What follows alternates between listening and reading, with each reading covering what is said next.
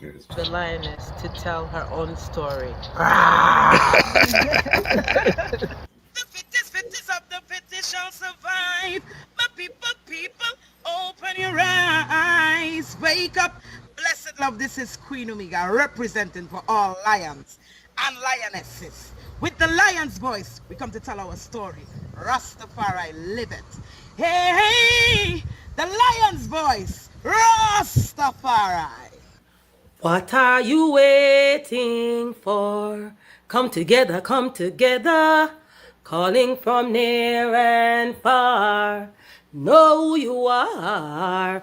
What are you waiting for? Rally up, it takes the dust. What are you waiting for? Ancestors paved the way for us. Yes, I am Ketis Oyonde, asking, what are you waiting for to come together? The time has come for the lions to tell our own story. This is the Lion's Voice. This is Mama Thea of Asli Pure, and when I want to hear the story from the lion and the lioness, I listen to Lion Voice with Ras Tafari Women. Greetings, I'm Sister Aisha Diana Conwood, currently the Assistant Commissioner of Agriculture for the U.S. Virgin Islands. Time for the lioness to roar. You know, this is the lion's voice. Lioness, let's roar, lion for. Amina, the time has come for the lioness to tell our own story. No surrender, no retreat, we are Jaja soldier. Rougher than the streets, tougher than a boulder.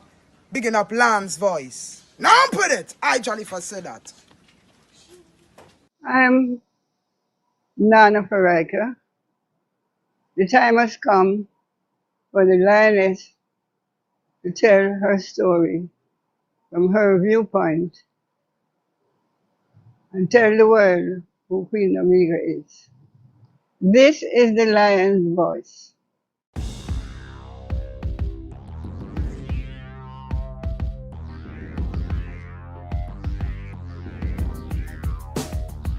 Well, lion voice, tell them that's the people first choice. Lion voice, make the lioness them feel nice. Lion voice, with the lion cubs we sacrifice. Lion voice, got to show the people them the life. Lion voice.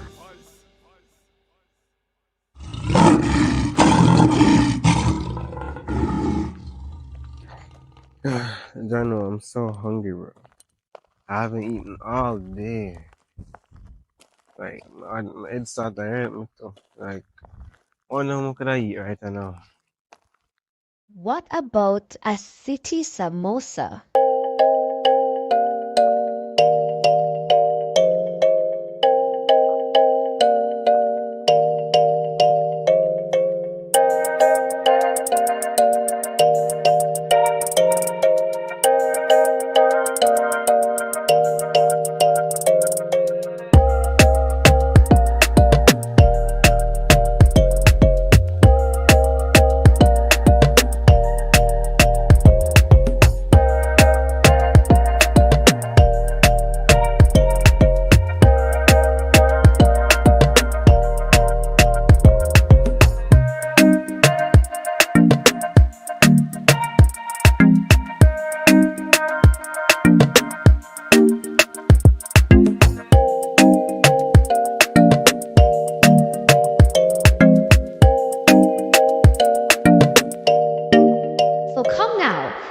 Samosa, a fusion of Indian, Jamaican and African culture.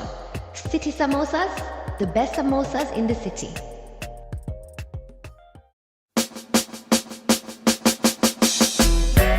She's like the flowers in my garden, and her heart has never hardened, and she give me loving in the morning. Babylon, you are go far without no warning. Black woman, I said I wanna be your lover, and I don't want any other. You alone, I could have be my children's mother, but no struggle, so we both could help each other. And then I wanna be your lover, and I don't want any other.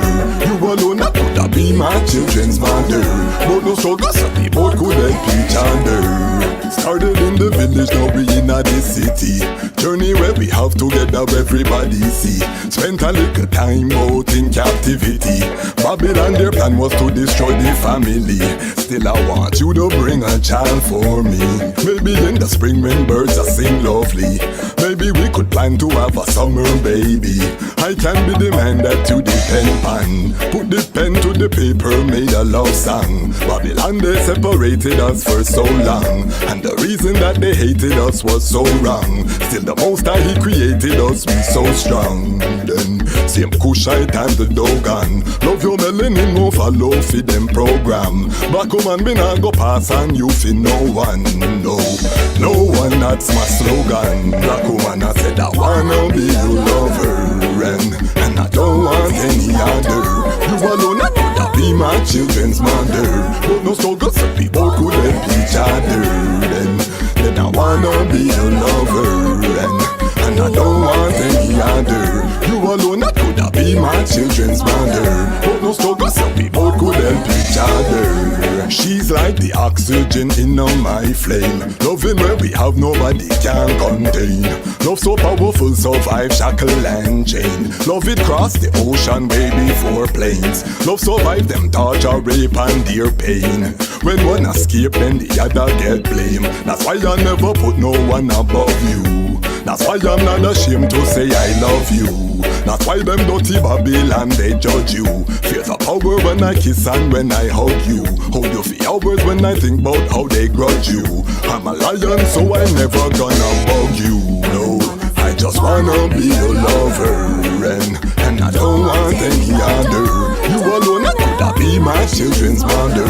But no struggle, so we both could help each other.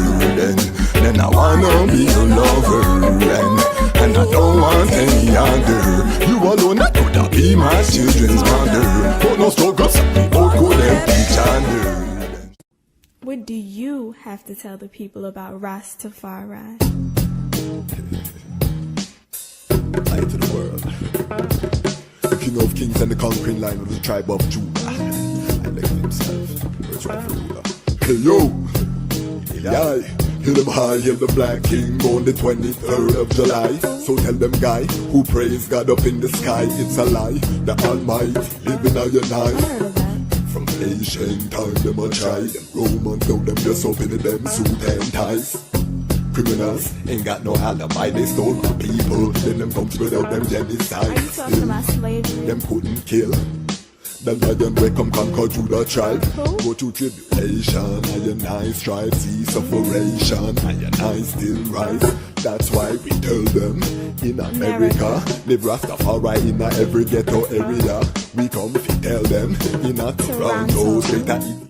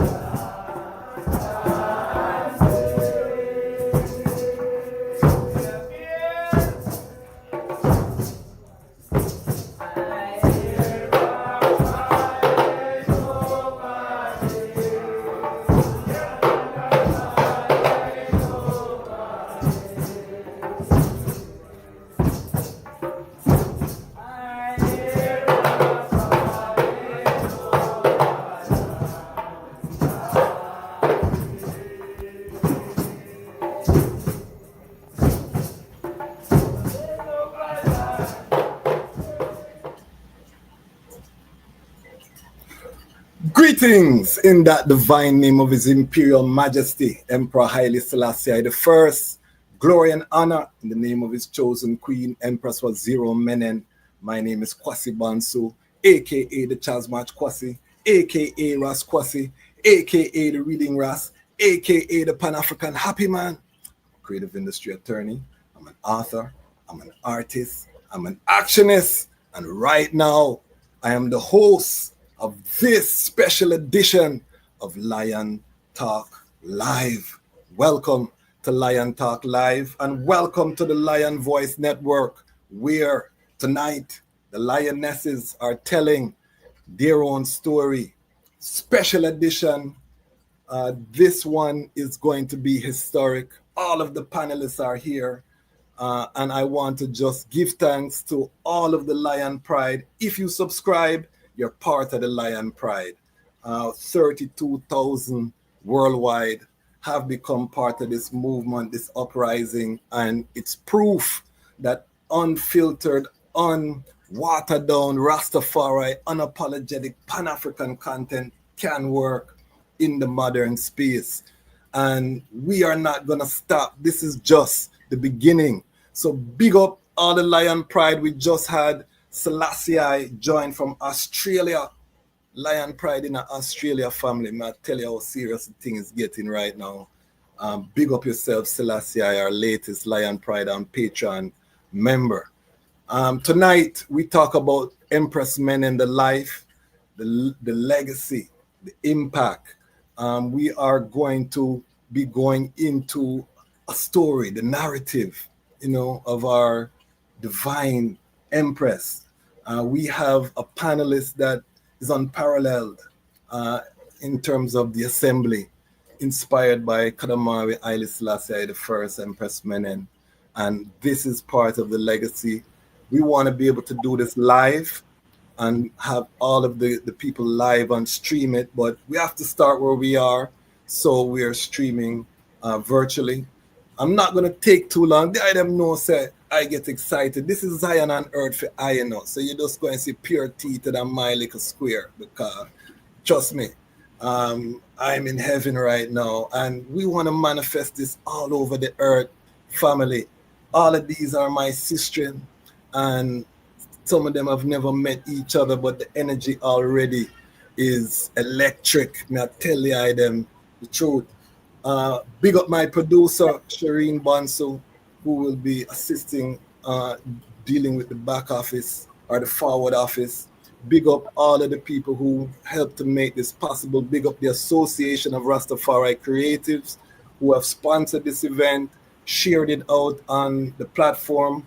We do have a general interest and update meeting this Sunday, 3 p.m. Eastern Standard Time, the Association of Rastafari Creatives. Again, family, we are mobilizing, we're gathering, we're not complaining about what was or what is not. We are coming together to move forward within our strength. And this channel is just a portal to that uprising. So, without any further ado, the item know how to support the thing, and we'll get to that at the end. I want to get into this panel. Without further ado, Lion Pride family globally, help I to welcome the second annual Empress Menen Day panel. And we also want to let ones know that today we also celebrate the ascension of His Imperial Majesty to the throne of Ethiopia, April 3rd. On April 2nd, Empress Wadie passed away, according to the autobiography, and it was April 3rd on Empress Menen Earthstrong that, His Majesty ascended to the highest seat in the realm, a journey. So tonight we're going to tell the story. I'm going to ask each of the panelists to introduce themselves. We're going to start with Jahzani. We're going to go across down. We're going to open up with who is Empress Menen will be the first question. We'll have everyone introduce themselves. Sistrin, I'm going to ask each of you each question.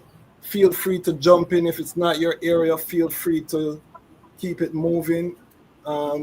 Also, I want every Sistrin to know that if there's a topic or something that the item want to just bring up, we're reasoning. So feel free to let it go where it goes. We are riding the heavens. Get your ital snacks. Get your meditation together. Family, we're going way up. All right. Now, Jahzani, please introduce the thyself. Rastafari blessings. I am Jahzani Kush. I am the founder and CEO of Lalabella Institute.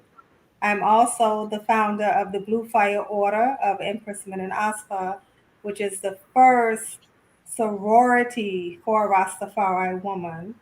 I am also the author of Between the Fire and Ice, which is my latest work, which is a Rastafari love story. I am the author of Blue Fire, The Ascension of the Jahess in Rastafari.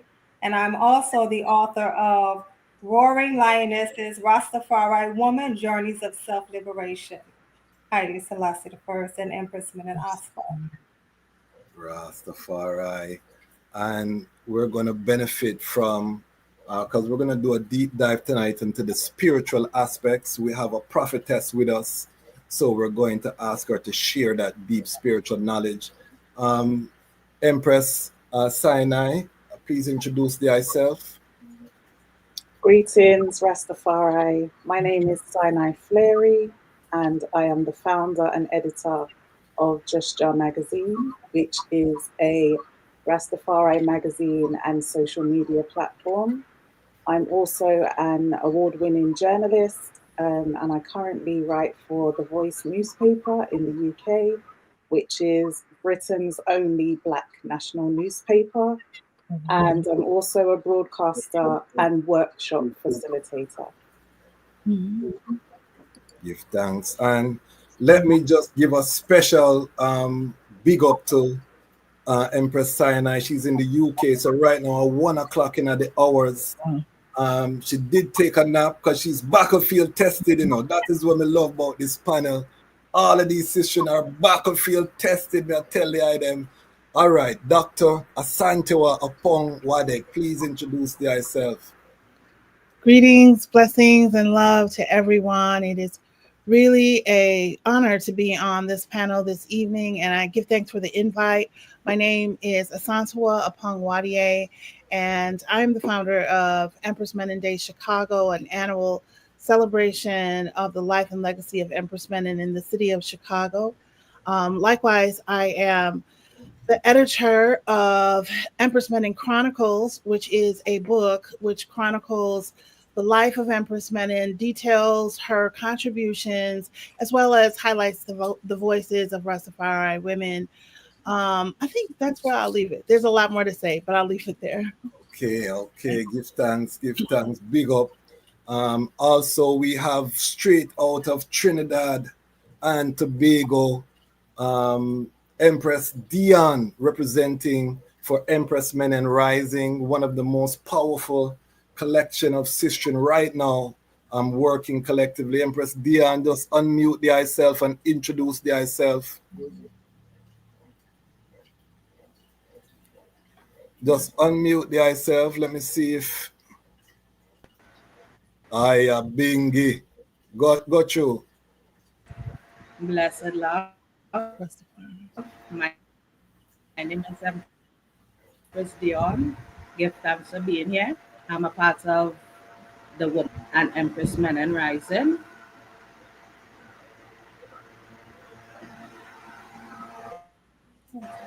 Short and sweet, or is the Wi-Fi? Bless. Okay, short and sweet. All right. We're gonna work it out. Anytime we have a big moment on this channel, Wi-Fi the guy like to show himself and make a little thing. But we're gonna work through. How we like to bubble the pot. You see, Wi-Fi the guy. We're gonna work it out. Empress Dionne will be forward. Next we have someone that I know most of the item are familiar with. Powerful. I say she's one of the greatest songwriters Jamaica's ever produced. And I not take back that talk. Janine, please introduce yourself. Greetings, my beautiful sisters, and greetings to everyone who is listening in. It is a pleasure to be among such a well-celebrated and accomplished group of women on such an auspicious occasion. I am Janine, Janine. I am a creative, multidisciplinary artist. I am so many things. I am a mother now, which like trumps everything.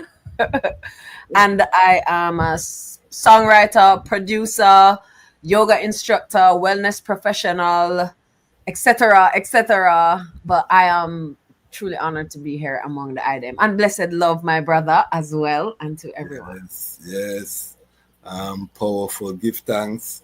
And then we have one of my first supporters in the Lion Pride and patron, my traveling partner when it come time for conference and Rastafari work, my battlefield sister.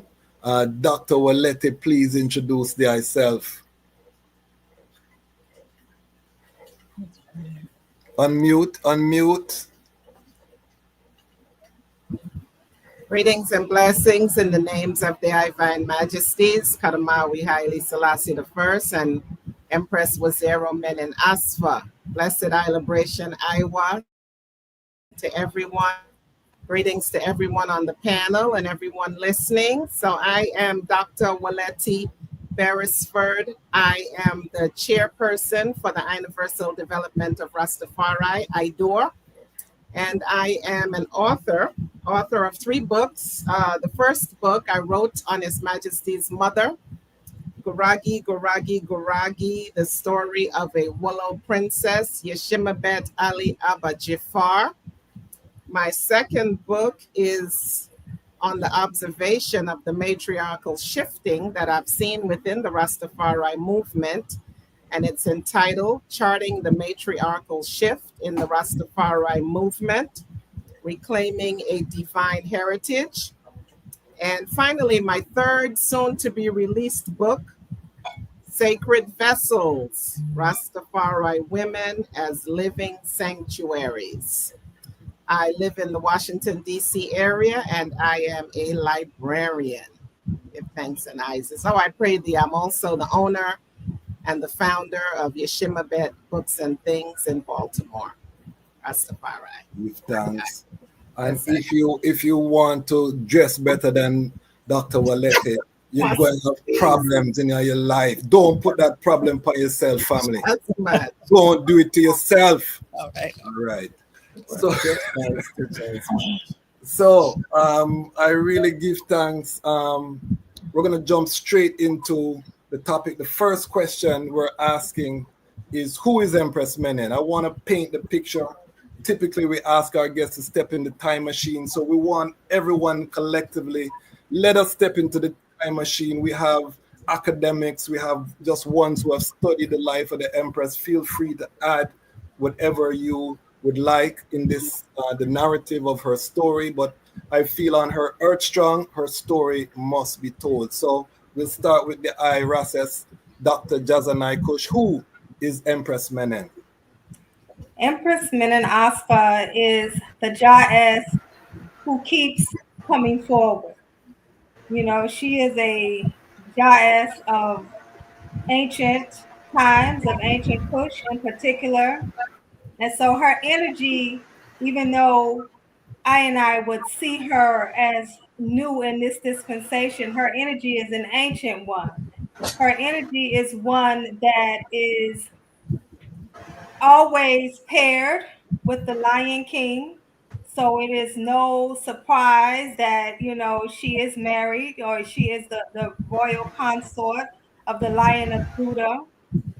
She is the creatress of I as Rastafari woman, as Rastafari people. You understand? So when I look at Empress Menen, I see her from an energetic perspective, from an iridical perspective. You know, many ones, I see a lot of ones today on Facebook and social media. They had a beginning date and then they had a seal up date. Well, for I, the Empress is ever living, ever faithful, ever sure. We don't refer to her in the past tense. You understand? So she is the Rastafari mother of iration. That's who she is. Give thanks. Give thanks. Empress Sinai. Who is Empress Menen? Empress Menen is the ultimate role model for Rastafari women. She's the perfect example of what it means to be a queen, what it means to be an empress. She was referred to as His Majesty's most trusted advisor as well. And I think that is a perfect example of how important she was and the sort of things that she contributed to His Majesty, but also to her country. You know, she was very much a people person, very much for supporting the next generation of Ethiopian girls and children. And I just see her as like what Rases Jahzani said, is that she is referred to in the present tense. You know, she's ever living. She lives in each and every one of us. And I think that's what we aspire to be like. So Empress Menen is everything. Give thanks. Give thanks. Dr. Asantewaa Oppong Wadie. Who is Empress Menen? And I want you to take me to Wallo, you know. I want to go to Wallo. All right. Okay. Well, if not this time, we will go there this evening. All right. In time. Yes, so I need to say that my work is as a historian. I teach as a historian on the college level. And like most, you know, my introduction to Empress Menen through Rastafari circles was limited, right? And what I'm doing now as life work came when I uncovered her archival files. I wasn't expecting to find them, but I did find them. And so the arguments that I'm going to make are historical, but not limiting. I would argue that they don't limit. But here's the thing that I want to say. I have heard, and it is also in Empress Menen's biography, people say things like Empress Menen is related to the Prophet Muhammad. And I'm not going to agree or disagree with that. I'm just saying that this is said, right? But Empress Menen has no direct quotes that I have been able to find saying that she and the Prophet Muhammad are related. But what she does say on repeat occasions, in some of her most powerful interviews during the war years and thereafter and before, she says, I am a descendant of the Queen of Sheba and Cleopatra. Now we know that there are several queens of Sheba, that is a title, but I think most likely she's referring to Makeda, the Queen of Sheba. And then we further know that there are several Cleopatras, but most likely the one that is most known to us and that we can just say commonly Cleopatra, and that person comes to mind, that is Cleopatra the Seventh. Now, I do not hold that she was delusional. I do not hold that she was not historically sound. You know, I have caught a lot of flack on this journey for saying that she is a descendant of Cleopatra. I have to even say that family members of hers have said, you know, don't repeat that. But she said that. That's how she introduced herself, right? And I think that in introducing herself that way, especially in her sit-down interviews, she is not just looking for gravitas or for someone to take her important or serious. I feel that she is also saying that this is what you can expect of me. The great wives of the Nilotic time and of Nilotic Egypt, of Nilotic Sudan or Kush, I am going to do what they did. My work will be similar to them. Hold me up to the template that you pull Amos Nefertari, right? Because I am going to do that same work. So all great wives, all divine wives of the Nilotic time in Egypt and in Kush had great works that they did, monuments that they left, and Empress Menen did exactly that. All divine wives repaired the critical structures that were symbols of the greatness of the country and the time that they were in. And Empress Menen did exactly that. So I'm saying that we can comfortably say that in Empress Menen, unequivocally, we get this huge connection to the Nile. sometimes when you talk, when you hear and read the words of His Majesty, you can get a connection. But all the time, when you go to Empress Menen, she makes that concrete. She makes that it's out front. It's not hidden. It's not implicit. It's explicit. And therefore, I would argue, and this is my last point, that she is saying, expect of me the same equivalent greatness that you are expecting of my husband. And if I can interpret here, she's one that comes with a government upon her shoulders. Do you understand? She had an order.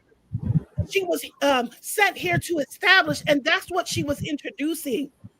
And her name shall be called Wonderful Counselor, the Almighty Goddess, and the Princess of Peace. Give thanks. Okay, that's how the eye trotting it tonight. All right. I hear the eye. Somebody's gonna take me to Wallow. I think my sister hopefully will take me down a Wallow. Empress Dionne, please unmute and tell us who is Empress Menen. We're gonna work through the Wi-Fi family. You know that Wi-Fi, the guys sometimes like to make appearances on this platform, but Empress Dionne, we're gonna work with the eye audio. Can the eye speak, Empress Dionne? Empress Dionne, my sister. All right. Yes, all right. Who is Empress Menen? Empress Dionne. Can you hear I? All right, we're gonna work it out. We're bubbling the sip family, so don't worry yourself. We are not Russian. We are Ethiopians here, all right? So don't worry yourself. The pot of bubble, the pot just put on. We don't even season the thing properly yet. Little onion, little garlic, them thing they simmer at the bottom of the pot. Empress Dionne, we're gonna try work to get the eye sorted, and we're gonna go in the meantime to Jahzani. Who is Empress Menen? I don't even believe I am qualified to speak among these women. Honestly, I can tell you who Empress Menen is too. Yes. Because there's so much information that I don't have. I'm so excited as I heard every one of these women speak about the works that they have prepared, because I feel like I've manifested this moment. And I'm glad I'm on this panel, if not only to be able to hear. Because had I not been on the panel, maybe I wouldn't even be aware that this was happening, and I might have missed the opportunity to find you sisters so that I can scoop up everything you all have ever written, consume it, and then help to add to that which I feel on an energetic level. I love how Dr. Kush spoke about her being an energetic force rather than just a person. You know, and it is the same way I feel, and the same reverence that I hold for the king, it is how I hold it for the Empress, because she could not be the balance to the king without being at least his equal. You understand? And so I feel very, very strongly about her as the embodiment of the feminine, in the same way that the king is the embodiment of that Christ principle. And that is a whole. That is a whole. That is not he is the man, she is the woman. That they are the embodiment of the principle. And not having been exposed to a lot of literature surrounding her, what was made available to me was, we all are probably familiar with the autobiography that was written by that white lady. I don't remember what her name is, honestly, but I remember reading that book and thinking, just waiting for I and I to write our version. So I'm very excited. Dr. Asantewaa, extremely excited to read, you know, from each of you ladies and share with the community, because when I am speaking of Empress Menen, it is always from a very philosophical place because of my lack of knowledge. So this is a very, very, very exciting moment for me. But who she is to me, the embodiment of femininity, the embodiment of calmness. And because I am somebody who, the relationship that I have had with my father and my grandfather and my brother and the men in my life I have a deep love for mankind. And so when I look at how men treat us as women, and I look at how my father treated my mother so royally and so high, it made me respect him even more. And so when I read about His Majesty, my father came to mind so much. And so I looked and heard how he spoke of her, and the reverence with which he always spoke of her, and the fact that even though, I mean, this was back in, I say this all the time, they didn't have social media then, they didn't have people taking pictures of them all the time, so we don't know the loving nature of their relationship, but we know because of the number of offspring that, you know, were conceived, that there was many happy moments in the house. And I give thanks for that, because that now helps me to make her a real, not just her spiritual and her esoteric importance, but just as a woman too, and the feminine, and allowing and being there for her man in a way that gives him the kind of power that he would need to do the work that he had, you know, been there to do. And I would love the opportunity as the evening progresses. I have some questions as well, just like Chris. I mean, I have the questions, so I want the answers from you all as well. And one of the things that I really want to understand about her is her early life, her journey as a young woman, her first marriage, that journey, how you all perceive of that, and how that translates to our reality here, not just as Rastafari women, but as women in general, you know? And those are the conversations that I'm looking forward to later down the line. But for me, Empress Menen is the embodiment of the light and the darkness that is the feminine. The eye is in the right place, Janine. We're gonna get it. That's why I'm trying to go to Wallow, you know. It's not just come and love Wallow, so that is why I want to go there. So Dr. Wolete, who is Empress Menen? Yes, I give thanks. Give thanks. So Empress Menen is, she's mercy, she's compassion, she's honor, she's glory. But let's go to Wallow.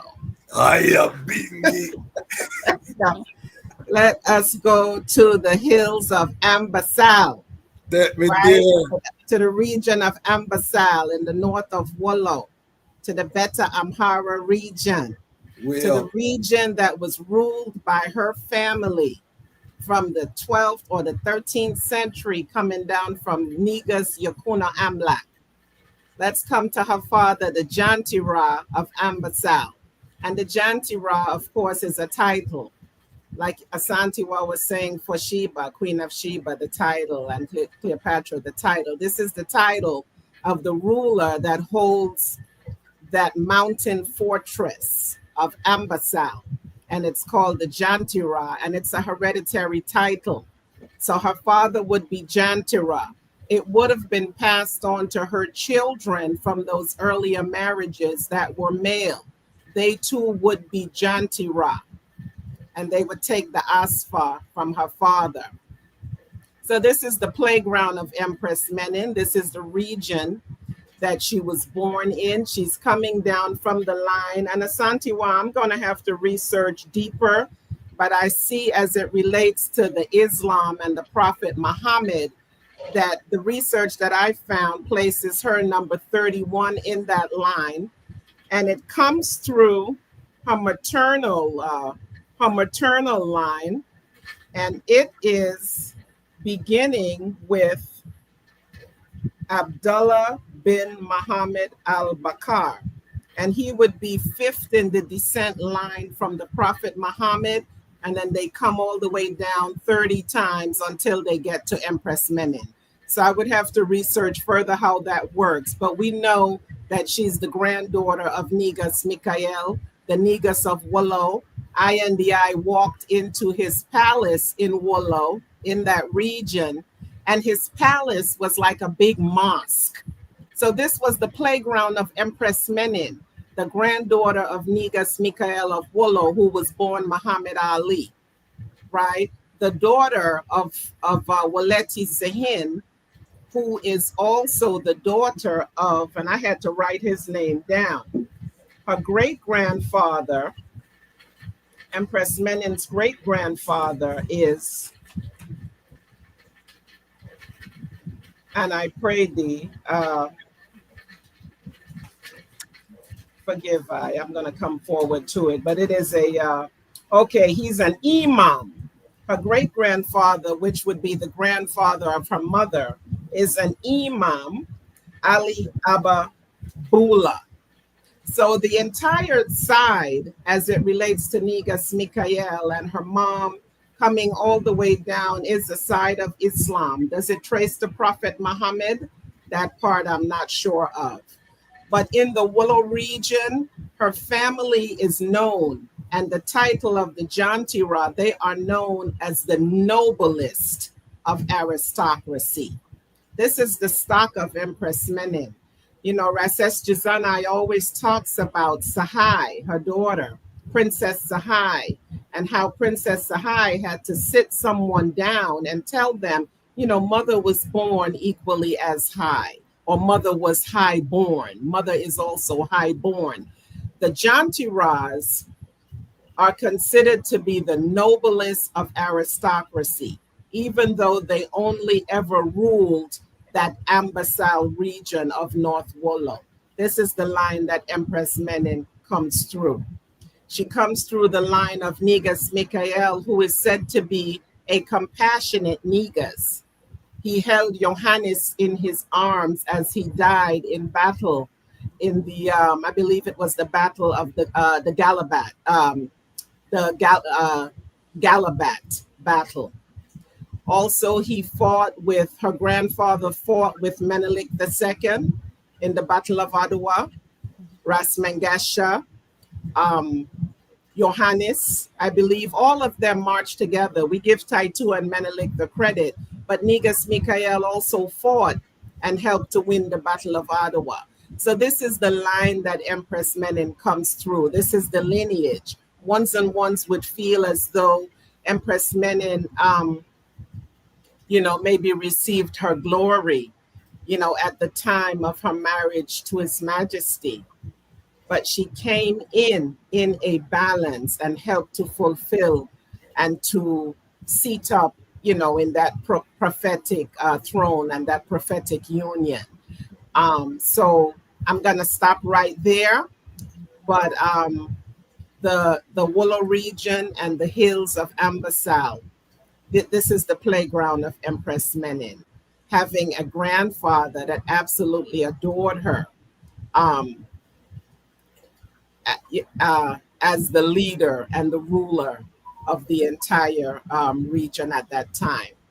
And to add just a little bit really quickly, the early marriages, which I know I and I are going to delve deeper into, were more, they were social contracts, Janine.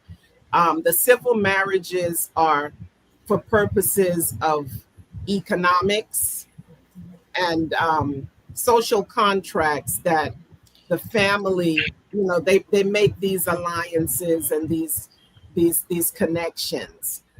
They weren't recognized marriages. They were marriages that occurred at that time for those purposes, you know. So yeah, so I'll stop there. So give thanks and Isis. Give thanks. Empress Dionne, unmute the line there. Unmute. All right, we're gonna work on Empress Dionne. I don't want Trinidad get vexed with me, you know. Because Trinidad will get vexed. And Janine is being very humble. She wrote one of the greatest love song about Empress Menen, one of my favorite songs in life, Love Has Found I. If you go on YouTube and you listen that song, you know what I mean, you're gonna get the love story of His Majesty and Empress Menen. So she's being very humble, but I know the vibration. Empress Dionne, unmute yourself. Don't put me in problem with Trinidad, Empress Dionne, please. Unmute thyself. Can they hear I, Empress Dionne? Can they hear I? Empress Dionne, I think we have a delay while we work out the Trinidad, and watch, it's going manifest. All right, Empress Dionne.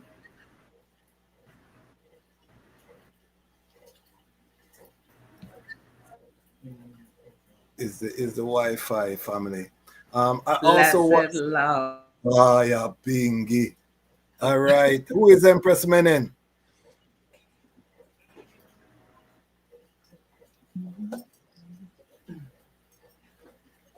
Empress Empress Dionne. Who is Empress Menen? You see the smile? The smile frees the internet family. The smile bright. The smile frees up the whole internet crash in a Trinidad. It's not I fault family. It's the smile too bright for the computer. All right, we're going to continue. Empress Dionne, can you hear I? All right, we're gonna work it out. I want to go to Dr. Asantewaa. The guy has dealt with this topic very eloquently in terms of the early child of Empress Menen, the marriages. Yeah. Since we're there, please just give us some context around those. Oh, okay, hold on. A lot of issues to fight. Talk, Empress Dionne. Who is Empress Menen? Who is Empress Menen? Empress Dionne. All right. Yeah. Yes, we hear the eye, but it's very poor connection. I don't know.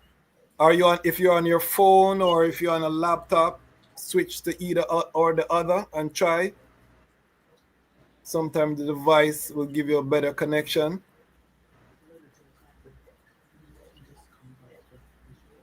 Or maybe take off your camera and maybe the audio will come in better. Take off your camera and let's see if we can work with your audio. While we sort out Empress Dionne, because I think there's a delay in terms of her the sound as well. Dr. Asantewaa, please take us into the early chart of Empress Menen. Yes, so I think some of that was said already, but I think it's coming through now. It's a real lengthy delay. Okay.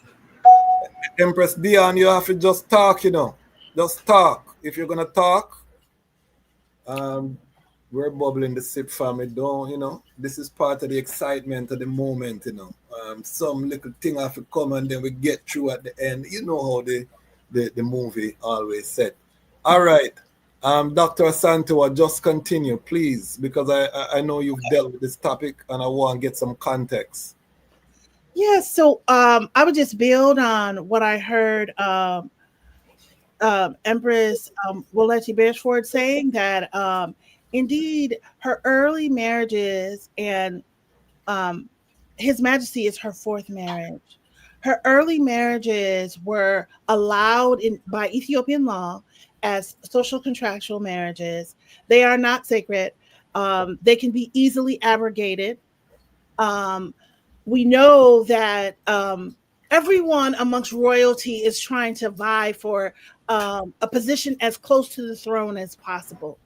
And so, unfortunately, at that time in Ethiopia, there was marrying of younger children to people who they believed had the ambition to make the throne. So at age 11, really, Empress Menen is married, not of her own making, but through contractual agreements from her grandfather, from her uncle, who is Lijiasu, trying to get as close as possible to the throne.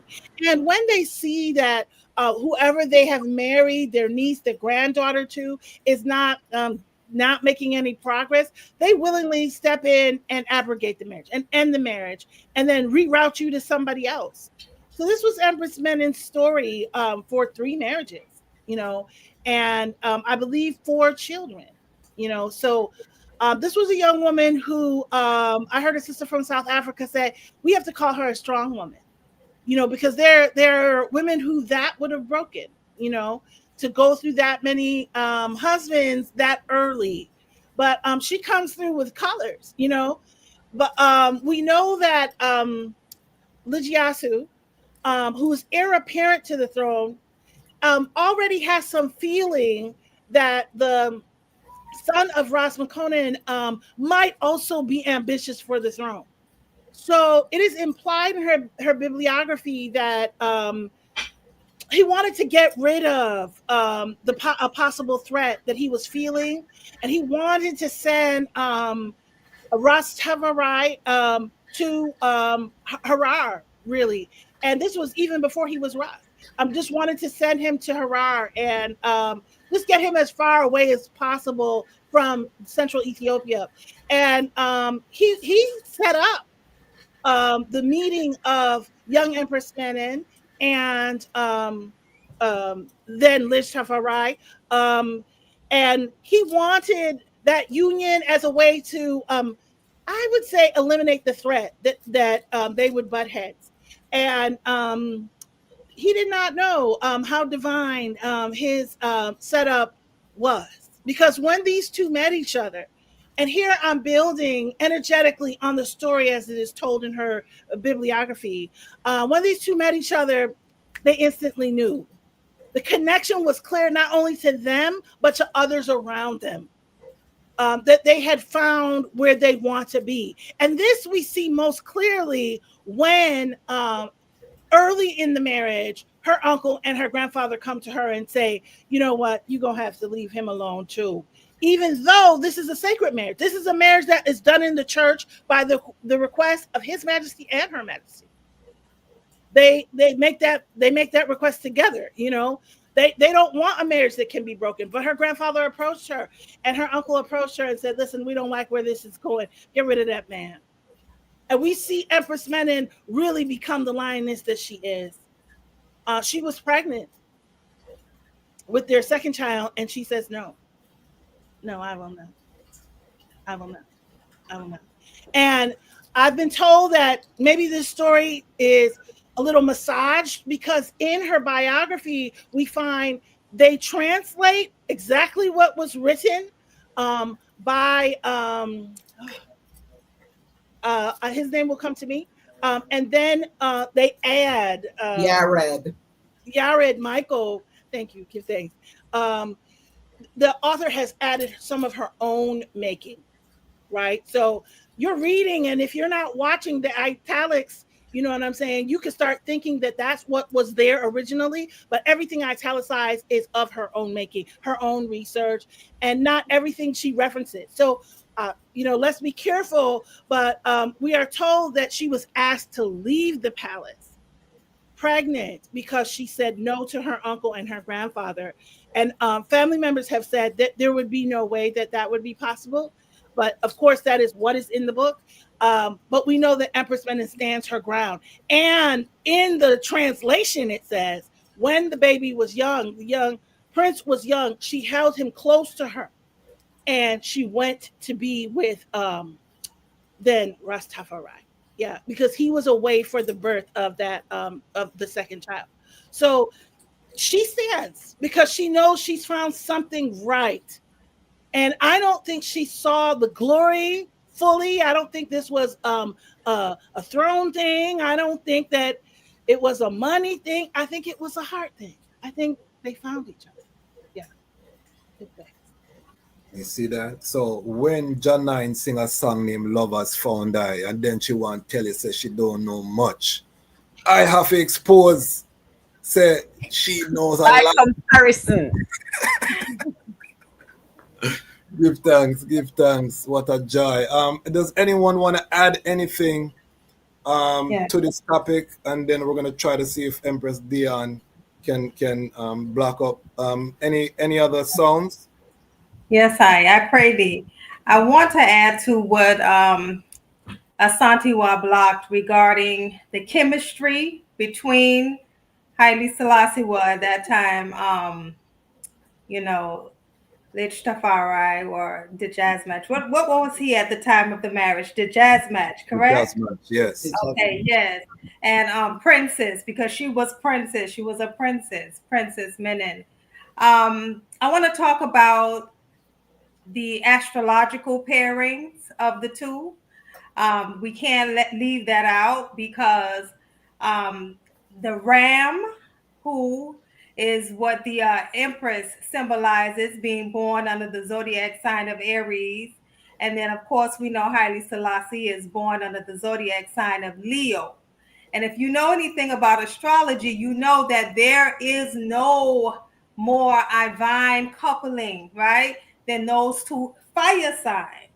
All right. So, and I call that too, so the two of them coming together was the making of the cosmos. You understand?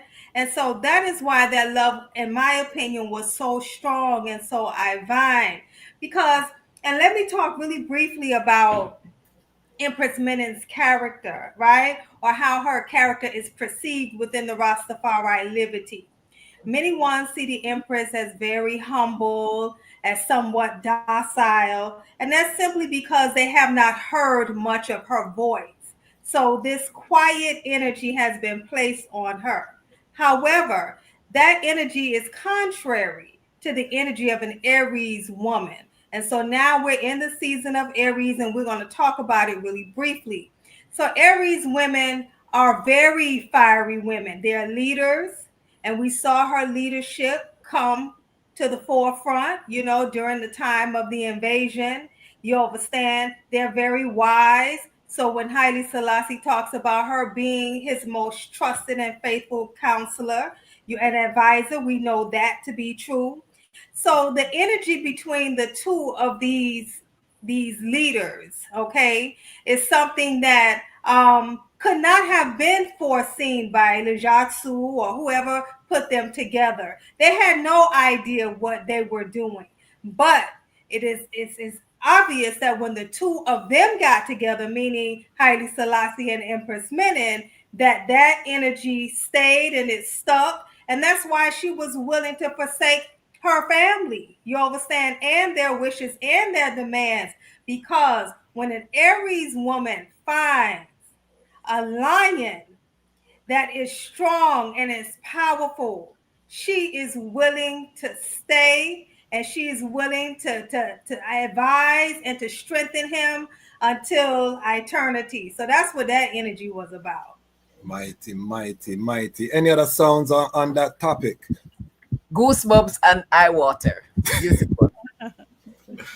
I just wanted to add, I think it's important to mention as well, when Haile Selassie when Rastafari decided to marry Empress Menen, he made sure that his work that he was doing as the governor of Harar, he spent like a whole year stabilizing the province and making sure everything was running smoothly before he decided to ask the Empress Menen, to marry him. So I think looking at that, it shows that maybe he felt like he needed to do his groundwork before he could ask for her hand in marriage, so that he could feel like, he's worthy of what she was bringing to the table.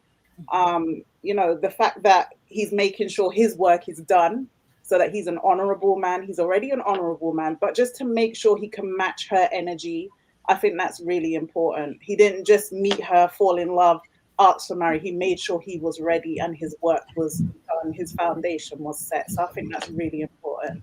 Very crucial, because that's written in the autobiography. I did an episode to the Rastafari Man and our Rastafari Man Standard series about preparation. His Majesty is very clear that he took time to prepare himself, ordering the government in Harar. When he said when it was stable and he felt that things were running upon a level, that is when he asked for her hand in marriage, because there is an economic component to long-term relationships we cannot ignore.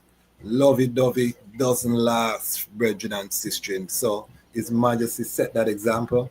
Empress Dionne. Oh, okay. Before we go into that, Dr. Rasses, Dr. Wolete. I pray the eye. Yes. I was just going to add that, and this is for a woman with 4 children, and 3 prior relationships, whether or not they were social contracts or civil marriages. This is what Inai's job.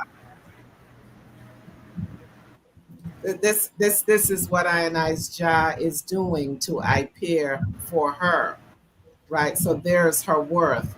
I also wanted to add that when he did send for her to come, the Hara army was sent to meet her midway, and he had already sent his most trusted men to go, and then they met the Hara army midway to escort her to him safely. So, if the world didn't know, Rastafari knew. You see, when you step to janitor people, them you have to come strong. You can't come with no little loosey goosey, sapsy thing. I'm gonna send my best soldiers there to make them know that this thing has been set. You know what I mean? That's how we step in a janitor. So, brethren, see the example and see how we can model. This is not a poverty trad. We are royal Ethiopians. You know what I mean? Empress Dionne, talk to I now. All right, unmute. We have a severe delay, family. But we're going to give Empress Dionne a chance. Just start talking, Empress Dionne. When this reach you, just talk. Don't even itch. Who is Empress Menen?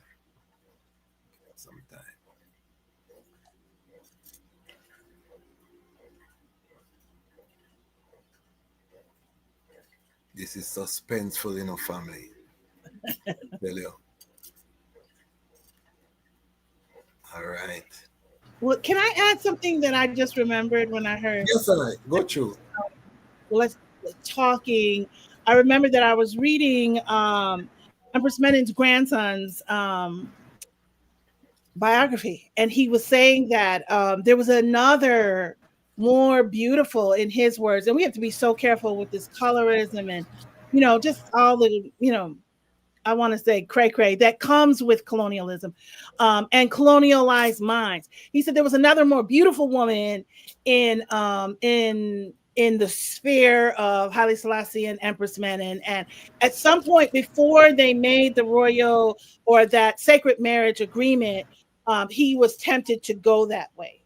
And of course, because he was there, he was a product of the earlier marriages that Empress Menen had, and those children had children by the time she was moving along with Haile Selassie, and he said that there was temptation, and Empress Menen had to confront him and say, like, remember our oath, remember our agreement, and I was just so bothered by that story, and I mentioned it to Empress Wolete, and she said, well, did that lady get 50 years? It was just enough for me to say that this isn't something that I take seriously. Because if a man gives a woman in excess of 50 years, this isn't something he was equivocating on or he was on the fence about. His heart was truly there. I'm sorry, this person remembers this story as a child, and the story may not have gone exactly that way. You know what I'm saying? But of course, and I want to disabuse our mind that anybody can be more beautiful than anybody else. Empress Menen is beautiful. Full stop. We don't have to go any further, right? And what we have as primary source evidence in front of us, that divine marriage that they lived out, he loved her and she loved him. Give thanks for and that. her name means beauty. Her name is beauty. It's the name given to the most beautiful ones. And she is from the region of Ambasal. Amba means plateau, and Asal means honey. She is from the honey plateau and has the name of the most beautiful one. So, no bun could have ever take place, no time at all. Anybody would be wasting their time. He sent an army to bring her forward. And remember the story of the temptation of even Yeshua when he take him to the mountain and him show him, I want to give a male perspective because the black woman is the most beautiful creation ever put on the earth. And there could have been a temptation for true, but him hold it, and he ended up with Empress Menen. So, from a brethren perspective, it's not difficult to believe that there was a temptation and that His Majesty chose um, thing. And we also have to mention that His Majesty also had a child, Princess Romaine Work, from a previous marriage. And those days, as a youth, from you reach puberty, as a nobility, you're going to be given a sistering from a next prominent family, as Dr. Asantewaa said, people vying for that position and to position their youths. So His Majesty did have a child, Princess Romaine Work. And in terms of the child marriage thing, we also have to put into context that in a feudal society, sometimes the life expectancy might be 30 or 40 years old, especially in a war society. Ethiopia is a war ground, you know what I mean, where there was excess of war. And so, if someone lives to 30, as soon as the children become of childbearing age, they're also going to be looking to be fruitful and multiply, because anything could happen. This is before modern medicine was prevalent. This is before literacy was the standard. You know what I mean? This is barefoot. You're riding a horse. It take you 3 months to get to Harar. Cholera come down. In the autobiography, we hear about sicknesses that wipe out vast swathes of armies and things that took place. So we have to put that in context as well when we're looking at the societal norms of the time, and to realize that these were things that Empress Menen later would abolish, child marriage in Ethiopia. And I know we'll talk about that, her works in that regard, and also establishing the first girls' school in Ethiopia.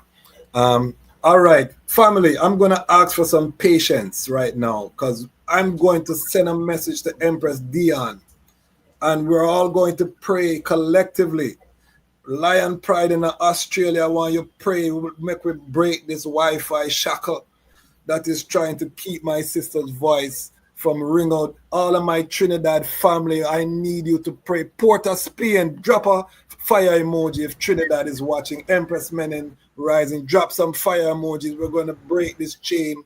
Empress Dionne, I'm going to pass it to the eye. Who is Empress Menen?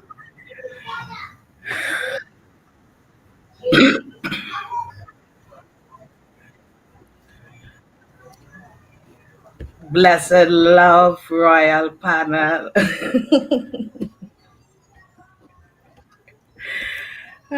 Give thanks to be here. Give thanks to be heard. Oh, this is my seventh seat, so I hope this seat is the final one, Blessed love, family. My name is Empress Dionne. I am representing Empress Menen Rising, a group that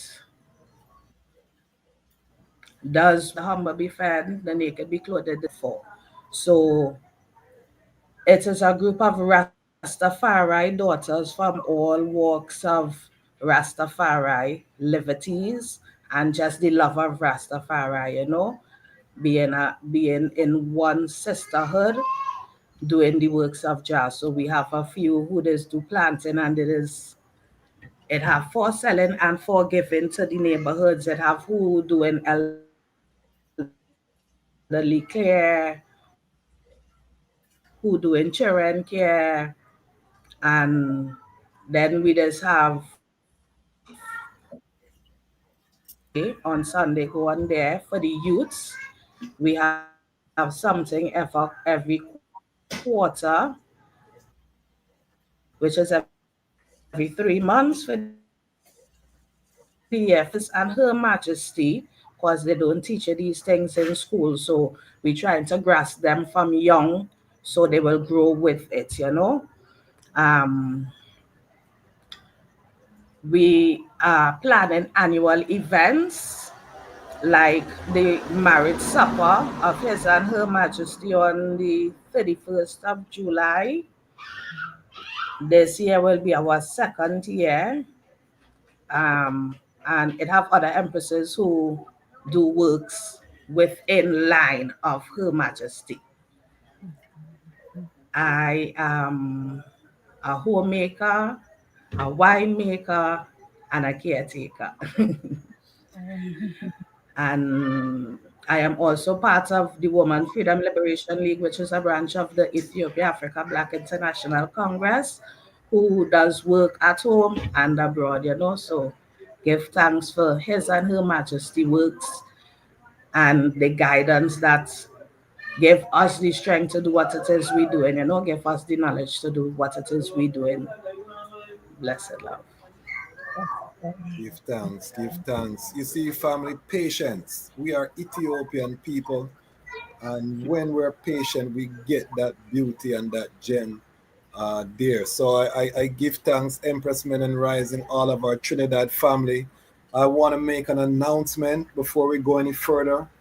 We did hit briefly 100 people on the live. That's a record for the platform.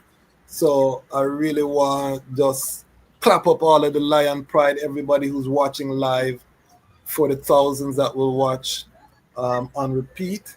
We just want to give thanks on behalf of the entire Lion Voice Network team. This is a big moment for I through the powers of the Empress.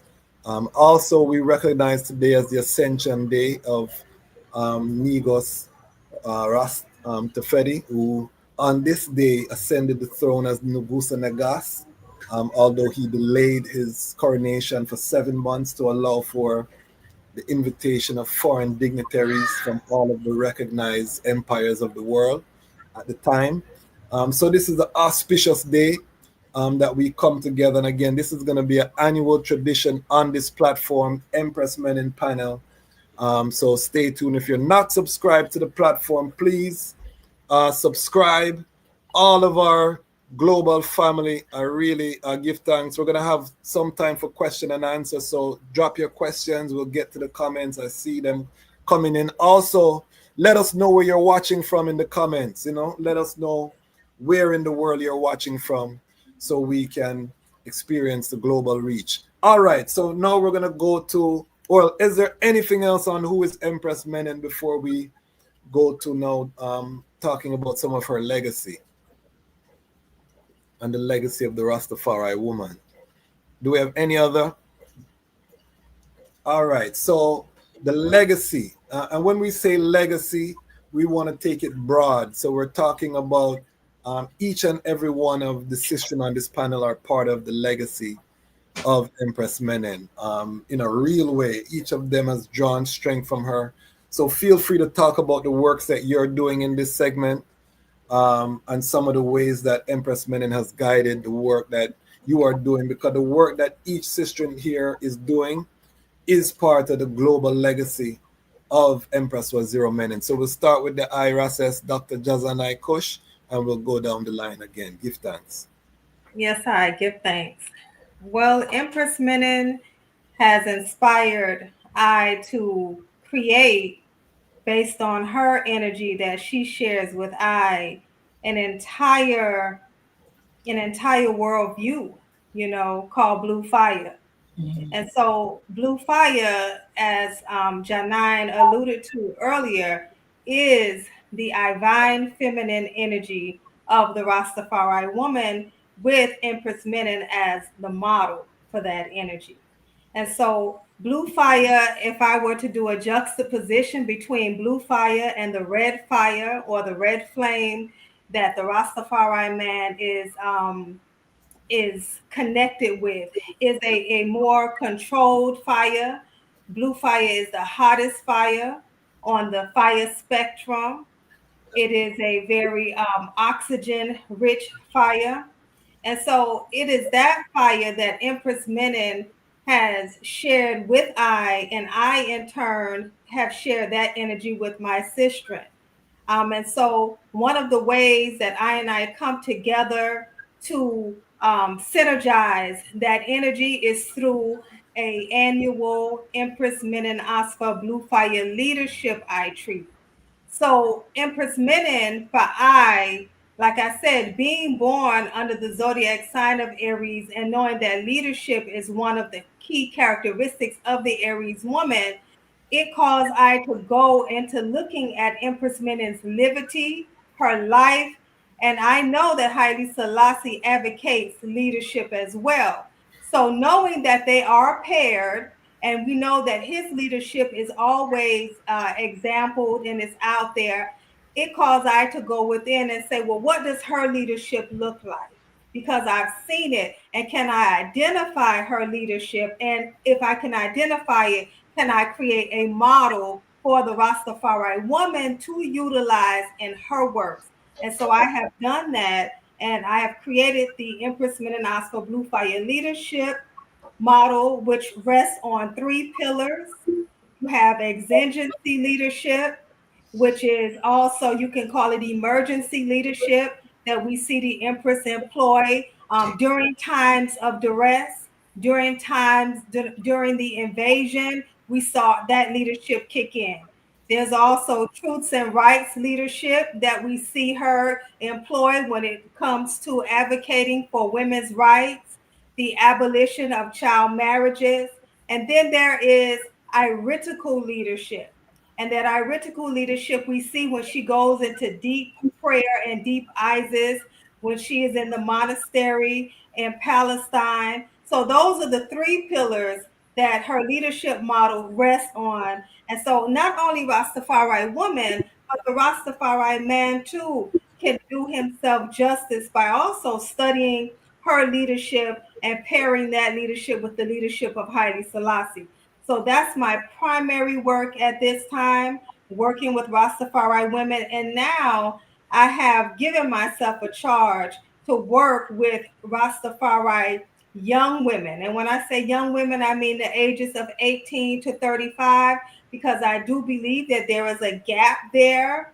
And I think that you have women of my age and older, you understand, who've lived the liberty. I've been in the liberty almost 40 years. Next year makes 40 years. And I know that I need to connect with those sisters who are coming behind me, because they're going to carry this blue fire torch. When I'm sitting in Lalabella or wherever I relocate to, I need to know that these sisters are over here or wherever they are within the diaspora doing the work. Give thanks, give thanks. Empress Sinai, the impact. Yeah, Empress Menen's influence is far-reaching. So I think for me, her emphasis on the importance of education is something that's always stuck with myself. And the importance of educating the next generation so that they can contribute to their country, to their communities, to their families. And that's something that I have taken and sort of woven into the pages of my publication, Jahzani magazine. Every page is about educating the next generation about Rastafari, about what it means, about our achievements as a community, about the spiritual importance of the movement as well, and the obstacles that we've overcome. And that's just how I'm sort of making sure that I carry forth Empress Menen's legacy, is that she is celebrated in our publication, you know, and also when I'm grounded in my community, I'm very involved in the Rastafari community in the UK. I think you mentioned it earlier. I am a 2nd generation Rastafari. My children are 3rd generation Rastafari. And it's really important for me to also educate my children on the history of Rastafari and on the history of Empress Menen, especially for my daughter, so that she can see that there is this example of a woman who not only was a fantastic mother and a brilliant wife, but she was really a great leader. You know, she really helped others. She really played it forward in passing that torch and helping others as well on their journey. So I would say that's her legacy. And I will do everything that I can to amplify Empress Menen's story and her legacy with my platform. Give thanks. And I want you to just quickly talk about the role of Rastafari independent non-aligned media in amplifying that legacy as one of our pioneers in the space. Yeah, I think it's really important. As we had a conversation, I think last strong, about the importance of the media. The media hasn't always been a friend to the Rastafari community. A lot of the reporting in the past has been biased, has been steeped in racial prejudice, negative connotations about who we are. So for me to have a platform, it's about righting that wrong and saying, you're not going to dictate to the world who we are. It's about us telling our own stories, and that can be really powerful. I don't think we realize how powerful the media is in terms of shaping people's perceptions, in terms of making sure some history lives and some history is buried. And this platform and just everything that's been discussed already shows how important it is to have safe spaces where Rastafari can come together and share our history in such an open and honest way. So I think it's really important, and I commend you for creating this space for us all to join.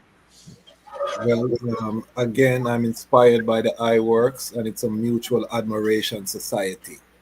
Dr. Asantewaa, Oppong Wadie, the legacy. Give thanks.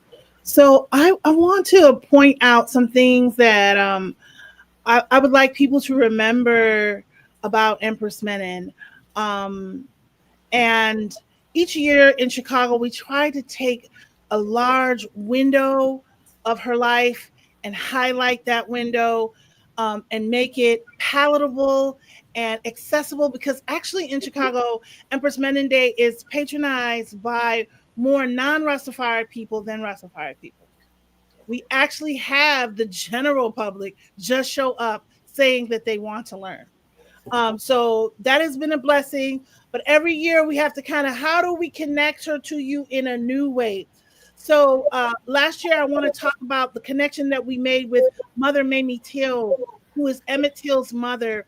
And I'm sure, if I'm assuming wrongly, let me know, that most people know who Emmett Till is, of that teenager who was killed by white supremacists in Mississippi.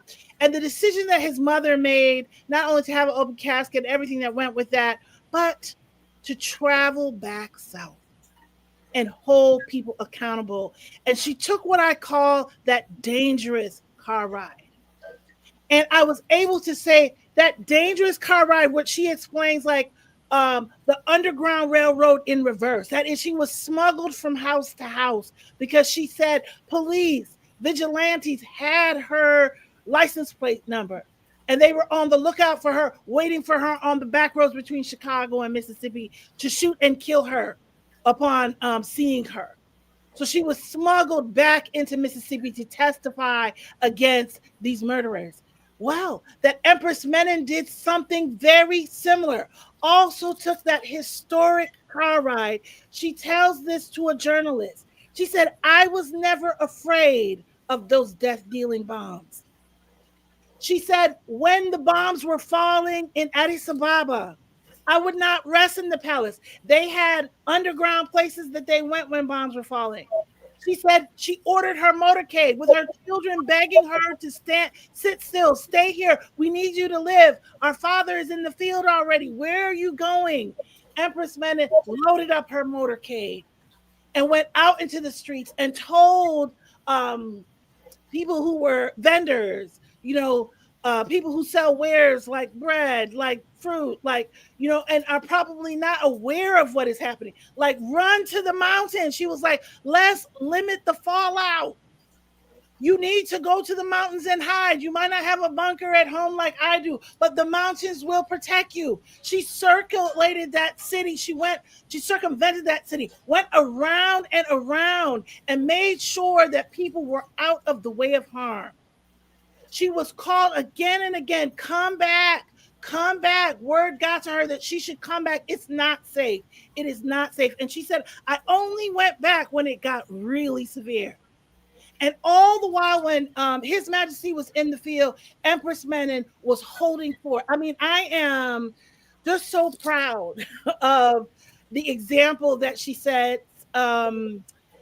I can't say enough. That motorcade was not only used during the time of war, but even afterwards. When, of course, a motorcade is exactly that. Several cars in a row escorting someone of importance. But she would halt the motorcade because the people of Ethiopia genuinely did not know what to do with disabled children. And they would leave them at the side of the road to collect money, from people who felt sorry for them passing by. And this to Empress Menen was repulsive. Why are we doing this with children? She would pick up Ethiopia's children, seek out their guardians, and ask for permissions to take them back home. Empress Menen created not only the first school for girls, but the first school for the disabled in 1948. She created the school for the disabled, the deaf, the blind, people who have physical deformities. So we really see someone maximizing what we call ma'at, do good, speak well, speak good, do good, right? Empress Menen was active. You know what I'm saying? This was somebody who presaged these Europeans. Just this week, I saw come across the news headlines on my phone that the CIA is now claiming that they have the Ark of the Covenant. They found it. They have some scientific. Okay, Empress Menen presaged all of that. She saw that coming. She said, this is going to be the Jerusalem that Black people will have to return to. I'm going to put my money, namely in St. Mary of Gishen in Wallow. So I'm taking you to Wallow, the Jasmine. She repaired that. Now that church is legendary because portions of the cross are said to be there. And whether you support that theory or not, she repaired that church. If you see that church, it is beautiful. Not only did she repair the church, she repaired the roads heading to that church, right? And at the time of Moscow each year, thousands of people come. And as more people are finding that the actual Jerusalem is not a place that they can go to right now, it is under stress, they are going to turn to Ethiopia. And she wanted Ethiopia to be ready. She repaired the church of the Ark of the Covenant. Those were her dolls, even though as a woman, she could not enter that church, right? She made sure that the history, antiquity of Ethiopia was firm and in place. She was an antiquarian. She was someone who collected rare manuscripts from Ethiopia and had them revised and upgraded and made ready for the next generation. So I heard you say on another show, to Jasmine Kwesi, that these churches were not only just churches, they were also school. Absolutely. Those were libraries. And who kept those libraries intact? And who modernized those libraries so that someone in 2025 could go pick up those books? Empress, and that was her. That was her. That was the work of a great wife. We could go on and on. I've created a timeline, not for saying she begins here and ends there, but just to see the layout and the magnificence of what she did, right? And just everything that you could think of. A laundromat, the first laundromats in Ethiopia, so that women didn't spend so much hours washing. The first daycares in Ethiopia. The first adult learning institutions, not only for girls, but for older women. Now you don't raise your children. How are you going to be of service to the state? She thought it all out and put her time and her resources into making that possible. So give thanks. For those who are wondering, yes, her father is a preacher. So just so you know what you're getting right there. So when we tell her to block, you're going to get passion. Empress Dionne, tell us about the legacy, Empress Menen Rising. I think this is one of the most profound things happening right now in the global space. Tell us about the legacy and the works of Empress Menen Rising. Give thanks. Blessed love. Well, the legacy of Empress Menen or Empress Menen Rising. Empress Menen Rising was founded by an honorable empress named Empress Sharon and Empress Majuma.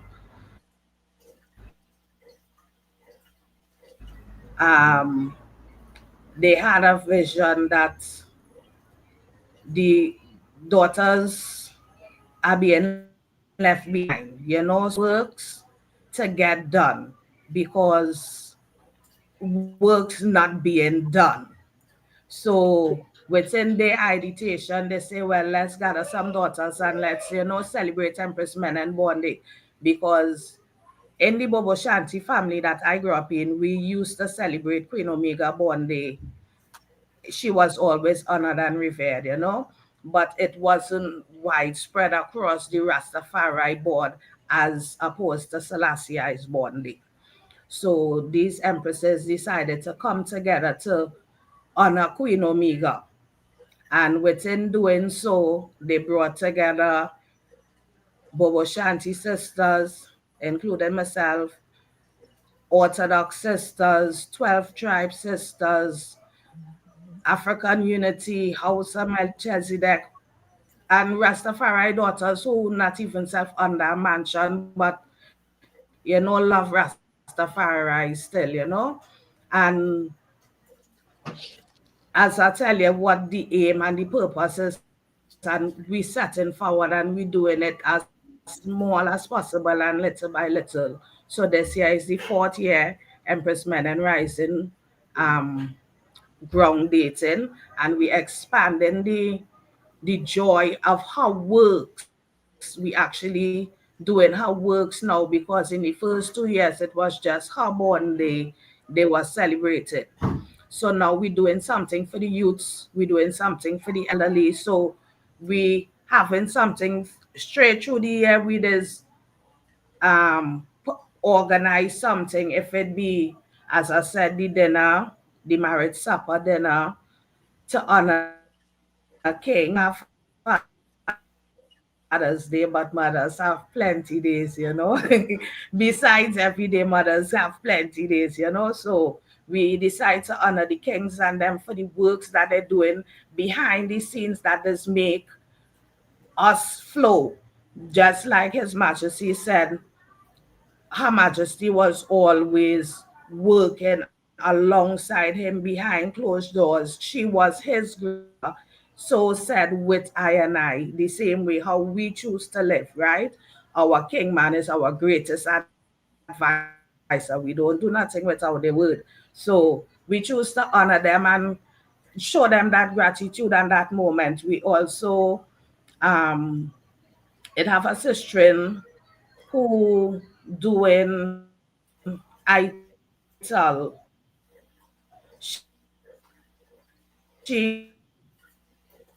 This is her second year educating the public about healthy eating, healthy living, healthy drinking,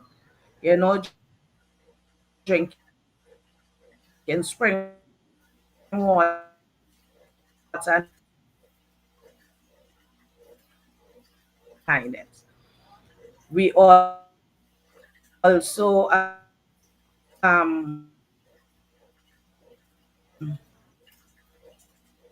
due to we have and Her Majesty where the youths could take away something,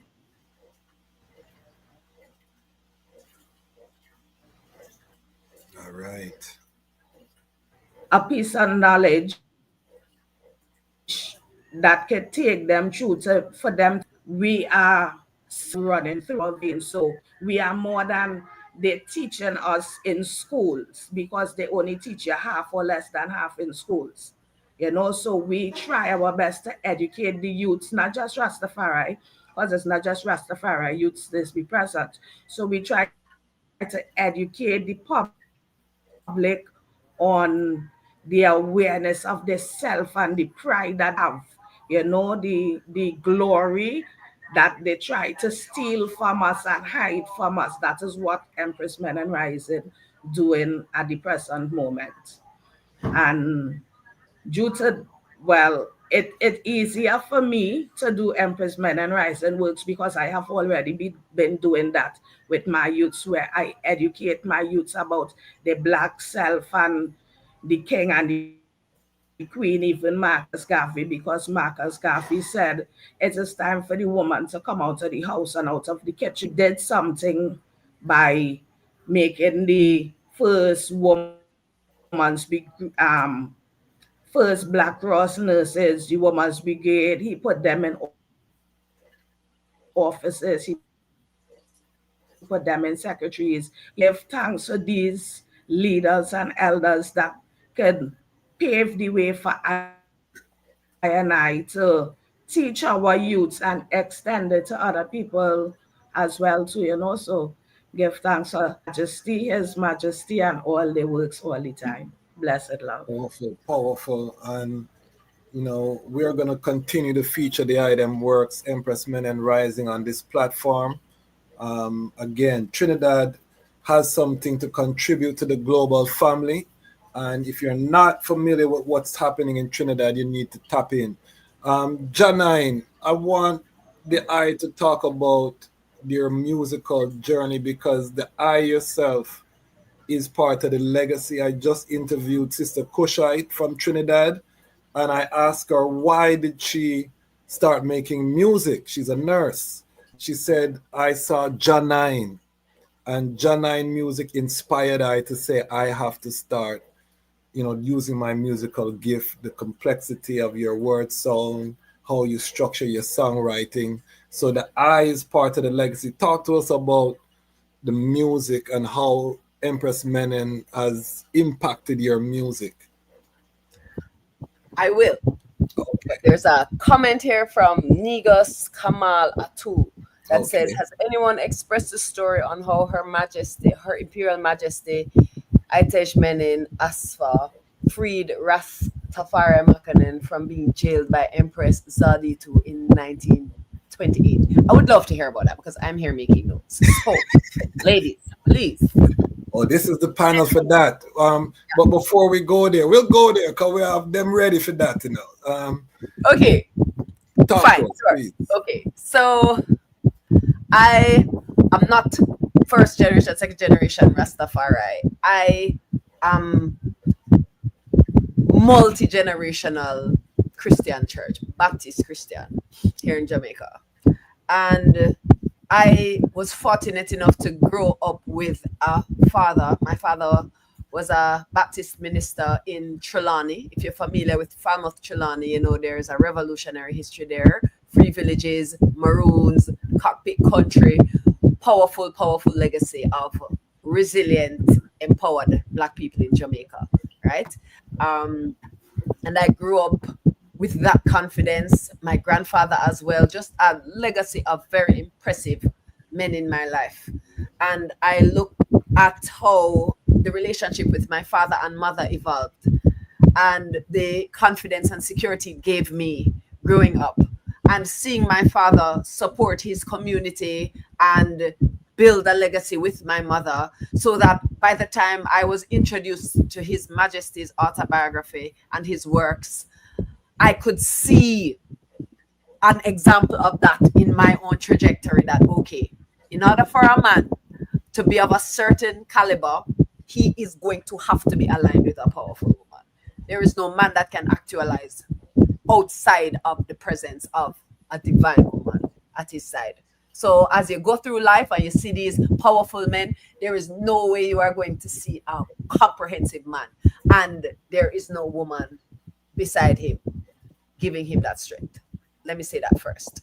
And so in reading His Imperial Majesty's autobiography, I immediately fell in love. Like, first of all, like, I'm reading it and I'm going through a ritual at the time when I'm reading it, where I'm also reading through the Bible in a particular way. I'm reintroducing myself to the Bible, because I got baptized when I was very young. I was not compelled into the church. It was the story of David that drew me to feel very convicted and want to, approach my spirituality in a religious way. And a time came when I outgrew the container of Judeo-Christianity, and it made me, and I started to learn about the African roots of it, and it made me very, let's say I put the Bible down for a long time, because I thought I needed to find its source. And there were questions I was asking in the space of religion that I wasn't getting answers for. And my father was the kind of man who I could talk to about this, and he wasn't limited by theology, and he had his master's in divinity, and he was so open to the questions I would ask. But I wasn't in his church. He wasn't a reverend of a church anymore. He was the chaplain at Calabar High School. And so he was the spiritual leader at a boys' school. So his work evolved away from even the church itself as well. And he became very radical and he became very powerful as a further example for me. And so by the time I met His Imperial Majesty, I was ready. So I saw Rastafari. I don't have any Rastafari people in my family. I was not exposed to the tradition. I did not know anything about Empress Menen. I only heard what, as Sister Fleary mentioned, is propaganda from the media. So you're not drawn to Rastafari because of what you hear. It is an internal thing that pulls you toward it. And it is an attraction that pulls the information toward you.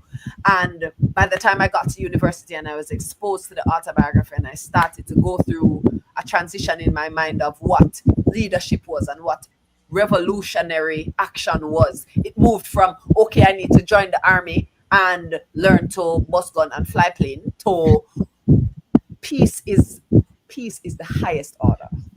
Peace, diplomacy. I remember reading through the autobiography of His Majesty and having to put it down at times and just walk up and down, just trying to process what I was reading and the approach that he took to life. And so upon meeting Her Majesty, it just made perfect sense. And then one of the most profound things about their relationship was that coronation story, which I'm sure the learned elders will go on in further detail about. But that was like one of those moments in your life when everything is different after learning that. Because that cemented in my mind that, okay, this movement, whatever it turns out to be, because I went through the mansions and I fell in love with, and then I kind of also got a distaste for with some things, because you go in with a father like mine and then learning about Rastafari, His Imperial Majesty, from his own words, and then going into these spaces and meeting the brethren who were supposed to be representative of that, and just being impressed by some of them who weren't even in mansions, and then going into the mansions and seeing the politics, and then starting to get that taste in my mouth of the thing that made me leave organized religion in the first place.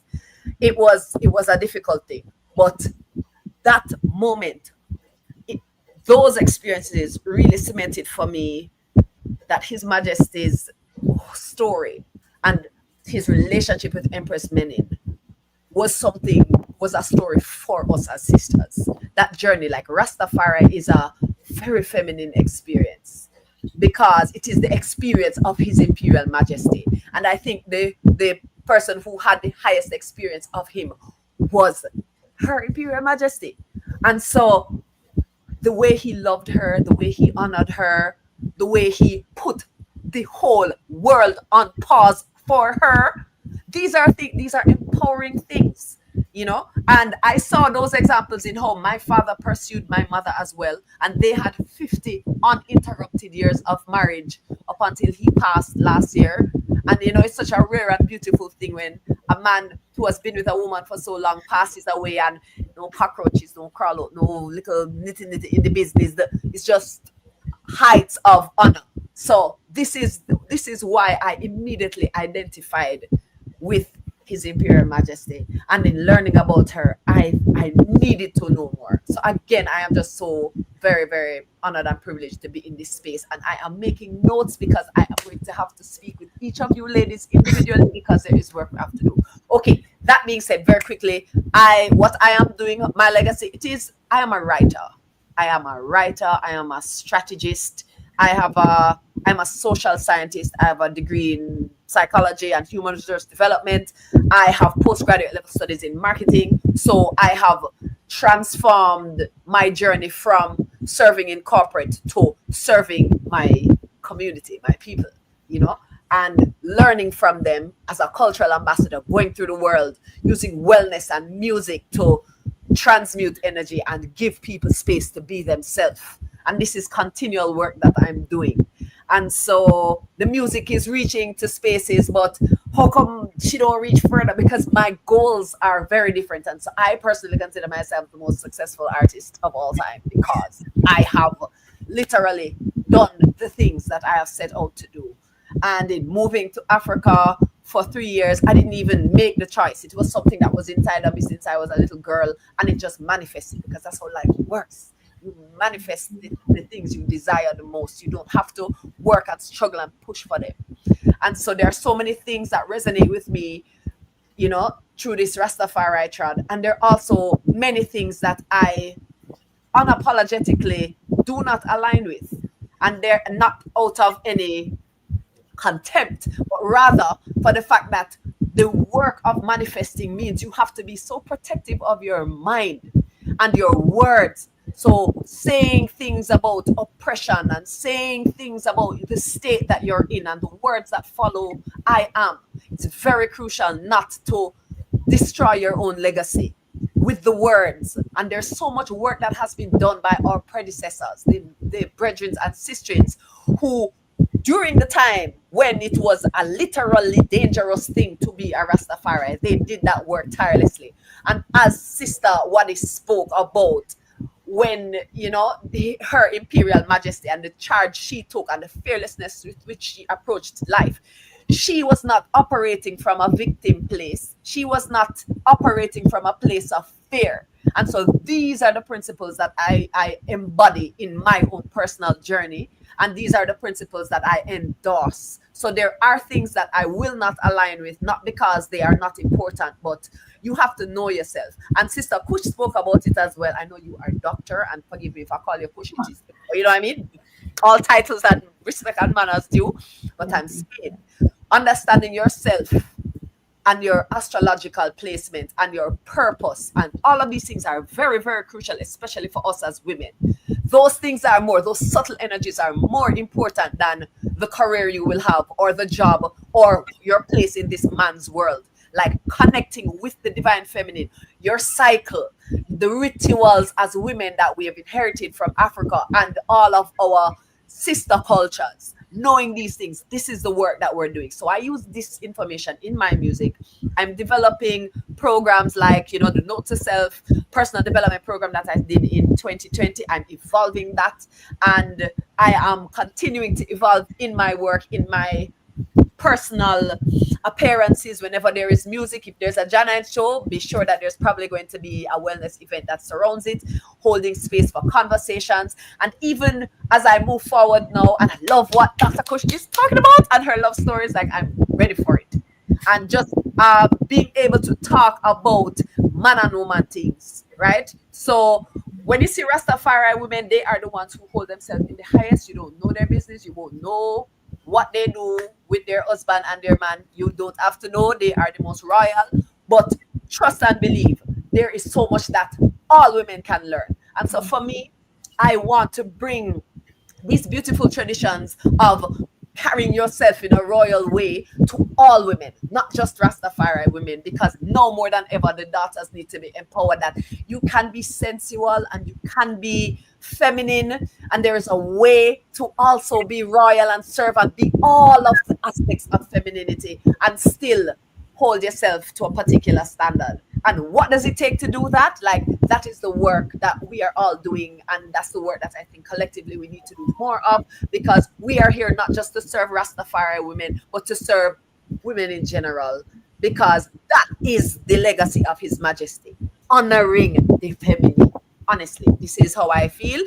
Peace, to be the Prince of Peace, like His Majesty embodied feminine principles as well.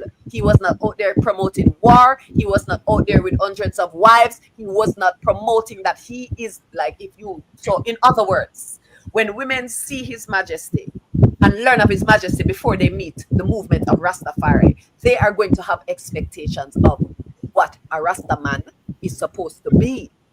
So this is now where we as women who embody that, you know, Menen principle have to shine. We have to make sure that the decisions we are making, where the brethren in our lives are concerned, we hold them to that standard as well.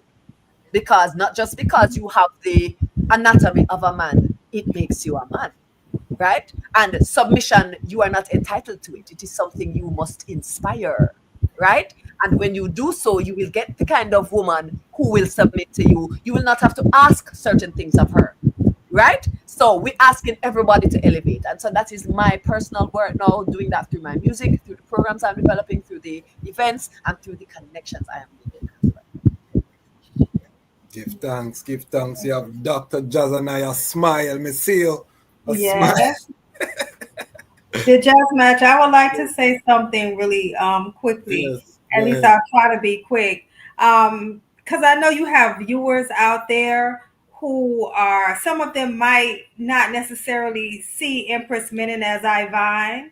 You know, within Rastafari, one see Empress Menen, some see her as simply the wife of Haile Selassie, some see her as a great queen, and then some see her as a Jahess, right? I would like to, you know, I would like to assist ones who are interested with tapping into her energy, because many of I came into the liberty hailing Haile Selassie or knowing about Haile Selassie the first. And so it was easier to connect with him. For those of I who began to hail her as Ivine, sometimes we got pushed forward back from the community, depending on where, you know, we were located, right? And so I think that that initial connection that seems so easy and seamless with the king hasn't really transferred over into the liberty when it comes to the empress. So I would like to ask ones who are interested in, someone's burn the Bible, some people are interested in the Bible, but I would say go forward and read Proverbs chapter 8. Proverbs chapter 8, starting with verse 22, will give you the, you know how in the prophecy it says, let us make man? Well, that Proverbs will tell you who the other person was, okay? And so we know that, you know, if there's a Jah, there's a Jahess. And so when you read Proverbs chapter 8, starting with verse 22, you understand who the Jahess of Iration is. And she comes in with a very strong balance. Just like John 9 is reasoning, she lets you know from the very beginning, I was his daily delight. Before anything else was created, before the foundations were given on the earth, before the waters were given, before the firmament was created, I was before him daily. I was his delight, and there I was brought up with him. You understand? As one that was equal. So if you want to really touch the Empress's energy, if you really want to feel it, you're going to have to see her as equal to the majesty. I know for a lot of ones that's going to be difficult, but that's the only way we're going to transform into the members of the new race. Remember, His Majesty said that everything is going to shift. Ideologies are going to shift. What we thought we knew, even about gender and equity, all of that is going to have to mash and build forward again. And so for those who really want to connect with Empress Menen, read Proverbs chapter 8 and know who your mother is. You know that I'm the reading Ras, so I have to pull up Proverbs 8 card. I just sum it down, you understand? Yes, I. Proverb 8. And I also want to say that as a king man, we like the daily delight. So we big up the daily delights then. All of the queen then. We love the part there. All right. So Proverb 22 says, Proverbs 8, verse 22 says, the Almighty brought me forth as the first of his works, before his deeds of old. I was formed long ages ago, at the very beginning, when the world came to be. When there was no watery depths, I was given birth. When there were no springs overflowing with water, before the mountains were settled in place, before the hills, I was given birth. Before he made the world or its fields, or any of the dust of the earth, I was there when he set the heavens in place, when he marked out the horizon on the face of the deep, when he established the clouds above and fixed securely the foundation of the deep, when he gave the sea its boundary, so the waters would not overstep his command, and when he marked out the foundations of the earth, then I was constantly at his side. I was filled with delight day after day. You see it there? Day after day. So every queen, when you have your king, man, is daily delights we are advocate for. All right, we continue. Rejoicing always in his presence, rejoicing in the whole world and delighting in mankind. Now then, my children, listen to me. Blessed are those who keep my ways.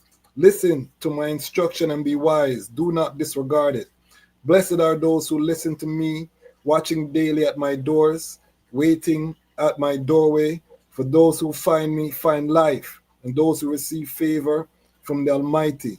But those who fail to find me harm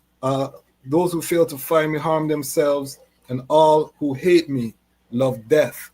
Okay, the jazz match. That was very powerful. That seal up right there. So if you don't find the Empress, if you don't understand who she is, that prophecy right there tells you that you love death. But those who find me and know me love life, and they receive favor from the Lord.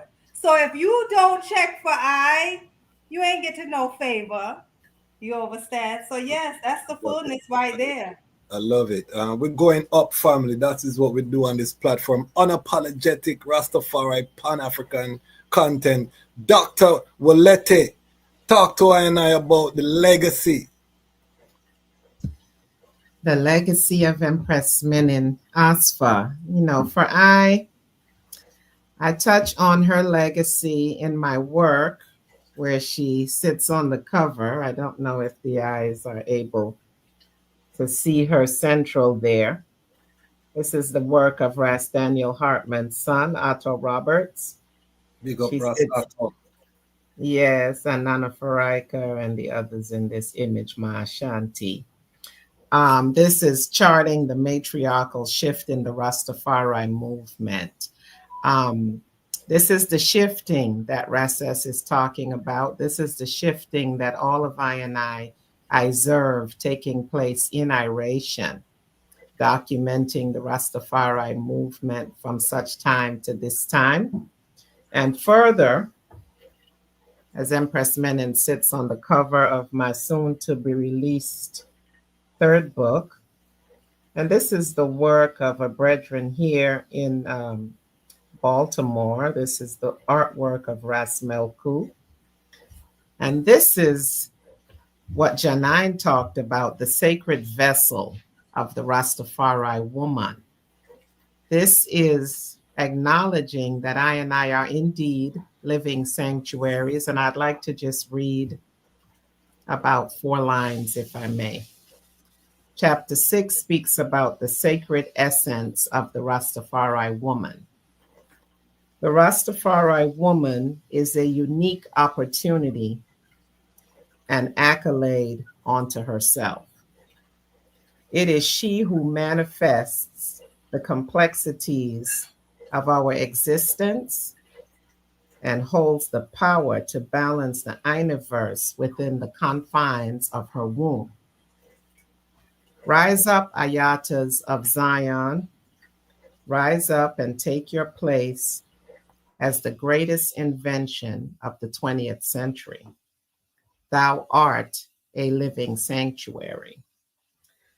Central to the contemporary Rastafari liberty is the recognition of the sacred feminine principle, embodied in Empress Menen Asfa and the nurturing irit of eternal, Ionized eternal, and Ionized divine mother. So in the Sacred Vessels Living Sanctuaries book, it really looks at the Rastafari woman through the acknowledgement of the sacred feminine divine of it within Empress Menen Asfa. And I seek to walk within those footsteps and to livicate Ionized lives according to her perfect example. So this is the work, documenting and showing and leaving for the next generation who I are as Rastafari women and the glory of Empress Menen that I seek to emulate. So yes, give thanks. Thanks, give thanks. Before we go any further, I want to check in with Empress Sinai because right now it's way up in the hours in the UK. How are you feeling, my sister? You can go first if the I want to go first. If you have to leave, I want to be respectful of the I time. If you're Irie, then we're gonna just go through the impact. But let I know I'm checking in with the I as my younger sister. How the I feeling? I'm feeling energized. The energy on this live is it's amazing. It's everything that we need right now and more. My clock says 3 a.m. London time, but my heart says I'm staying put. I love it. I love it. But we have to check in. That is the role of the Rastafari, man. We have to check in with the sister and make sure so them Irie, you know what I mean? All right. We're gonna seal up. This is the final. I want to be respectful of everyone's time. We have reached the 2 hour mark, so I'm asking for a little brata time. We have 100 people online. New record for the channel. We are going with things, Lion Pride. Clap yourself. You know what I mean? I really give thanks for everyone who showed up for this historic panel. And this is just up from here. Please, we're going to read some of the comments shortly, and we're going to get to Ras Ether Kamal question about the Empress Adito 1928. This is a blockbuster movie time, so we're going to get to that as well. But I want to just make sure that we touch the impact, just in case some of our guests have to leave. I want to be very respectful of everyone's time. So when I call these powerful sisters, they don't ignore me call. And then we can't find them again because it's a rassy thing too long. So I'm trying to balance. Okay, family? All right. Rasses, Dr. Jahzani Kush, talk to us about the impact of Empress Menen. And for this, let's go futuristic as well in terms of projecting the vision of where we want this to go, and the work that we have in front of us. The impact of Empress Menen, I would say, can definitely be felt, amongst her daughters, particularly within the Blue Fire Order, I would say, because the sistrins who are part of the Blue Fire Order, whether they have just attended an retreat or they're actually a part of the order, are sistrins who are committed to living their lives according to her as Empress Menen as I role model. You understand? So from everything, I always say, there was a time when people used to wear bracelets that would say like, "What would Jesus do?" You understand? And so within our iris, everything from every action is what would the Empress do. You understand? So we've studied her life so much and we've tapped into her energy so much that we move very Menen-like. You understand? And that's very, very important. And in particular, when it comes to women's issues, you understand? Because Empress Menen saw it necessary to advocate for women. You understand? And so I continue along that trajectory. You always, we look into everything. In particular, we want to see our sistren in more leadership roles.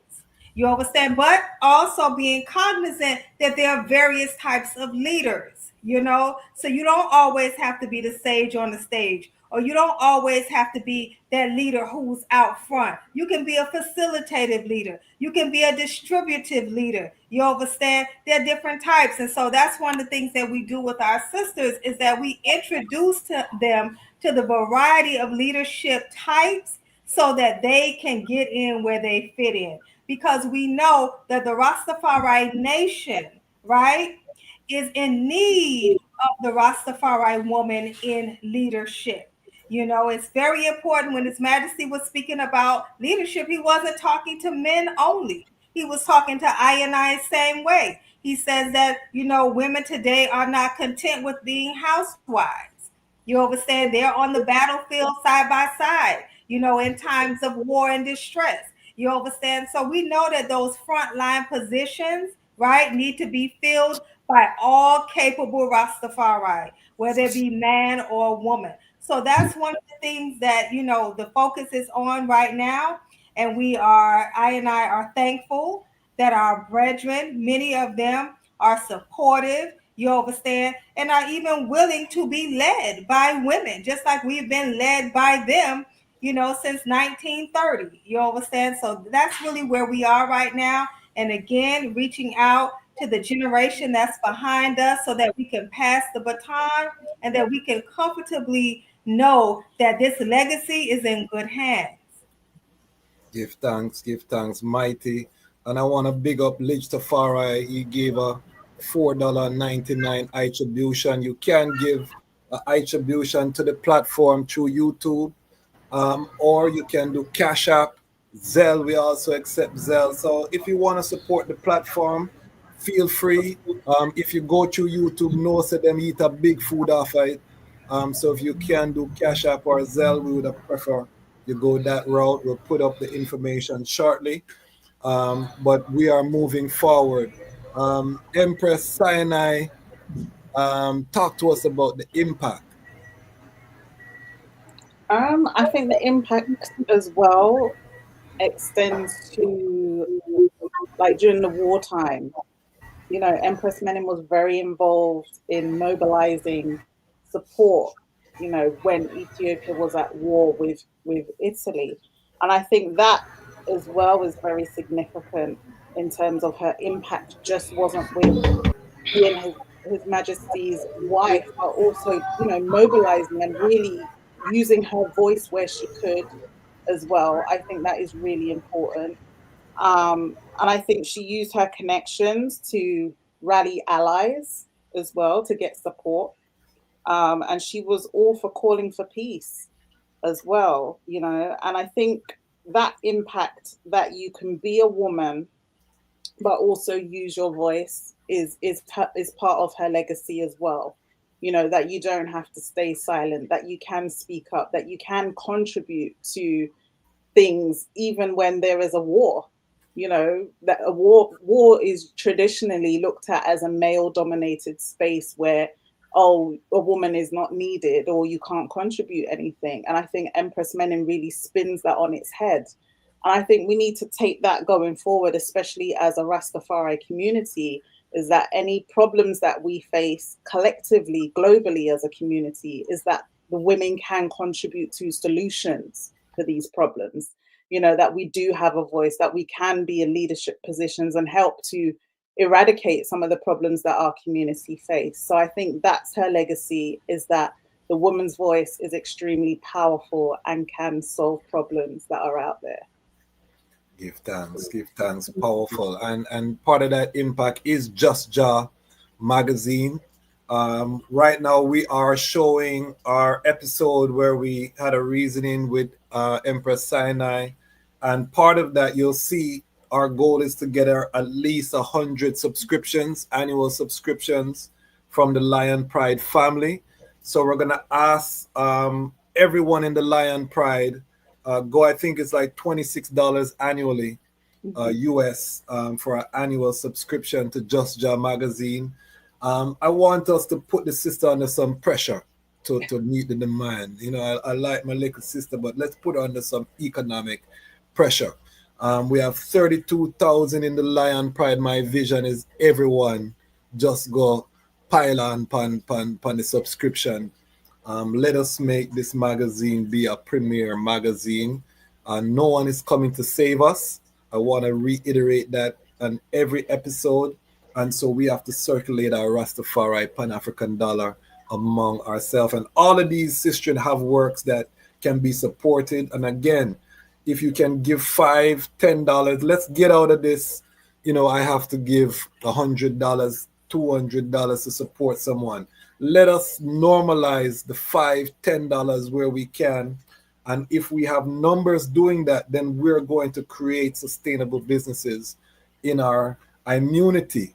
I was talking to Sister Katis first day, and she said, ask everyone to just put in $1 even, you know what I mean? So if the sisters have a way where they can accept attribution of even $1 and you have 30,000 people give $1, that is going to make a difference. We've got to normalize this. We have been trained wrong because most of us, when we see someone doing something, we feel apathy, you know, we, even though it's something that could help us, we just watch and then we go to Starbucks and we spend a $10 on a coffee, you know what I mean? And we don't think twice, but we wouldn't spend that $5-10 with our brethren, our sister, who we say Rastafari and a salute and one bag of joy, but we need to start circulate the dollar. So 100 subscriptions to Just Jah magazine. I think it's how many pounds if you're in the UK, how much pounds for an annual subscription? So it's between 16 and £20, and then you'll get 4 issues for the year. Gift so thanks. Quarterly.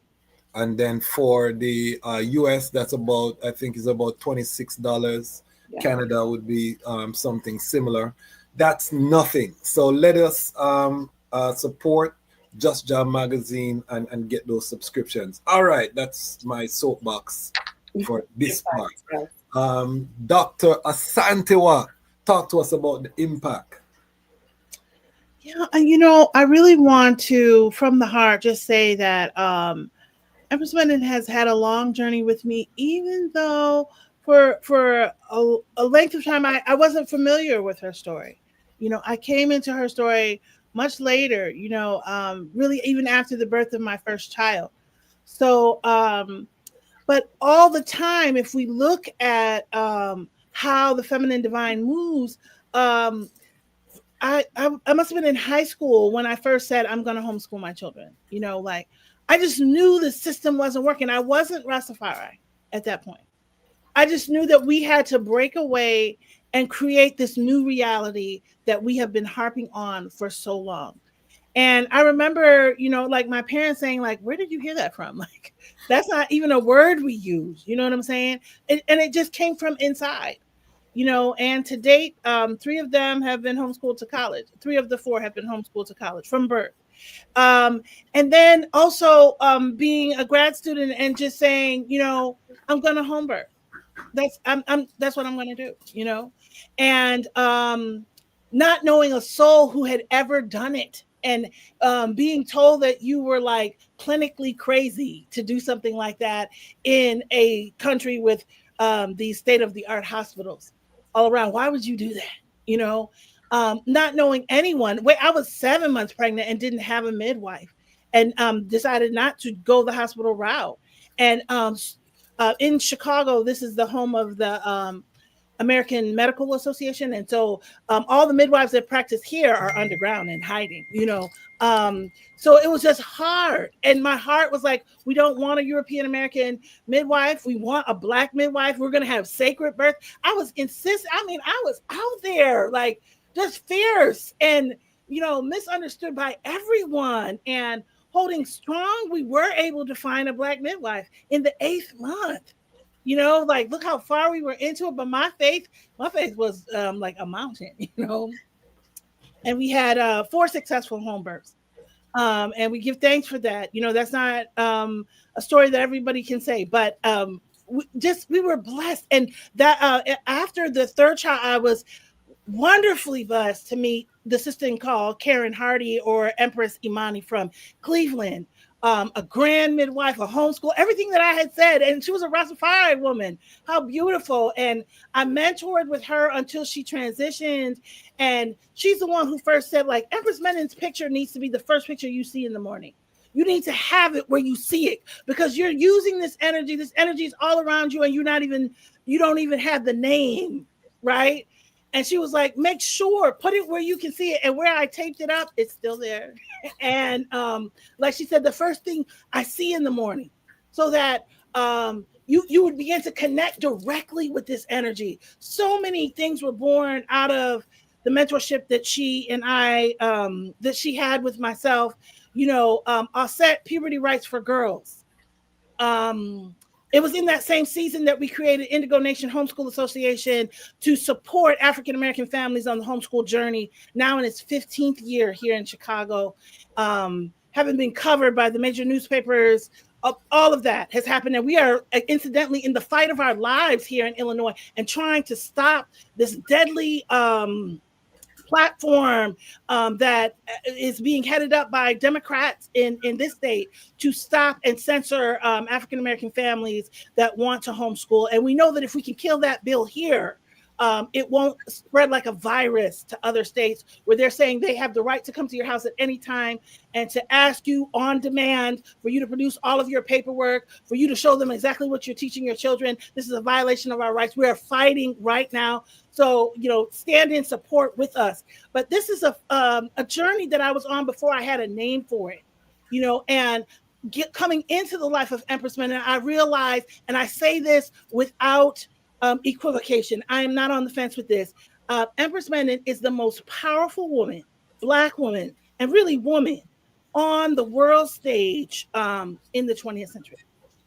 And she's dominating the domestic sphere. You can her children and grandchildren give ample and beautiful testimony to that. She is the wife supreme. The emperor name for her is in her biography. It is said that his name of affection, he calls her Tu. That's the name of affection that he had for her. And I think I heard Jahzani say that absolutely, when she called for his attention, he stopped all meetings. It didn't matter who was here and who wanted what. He halted all meetings to attend to her needs. He know that she wasn't coming for any light and trivial reason. Just the beauty of who she is. I think going even like Afrofuturistically, of African women remembering that our model cannot be the white woman. I don't have any enmity against them, but what they have set up is for themselves. They've had a long fight with their males, and they have set up things to protect themselves. And God bless them. But that is not what our model of development is.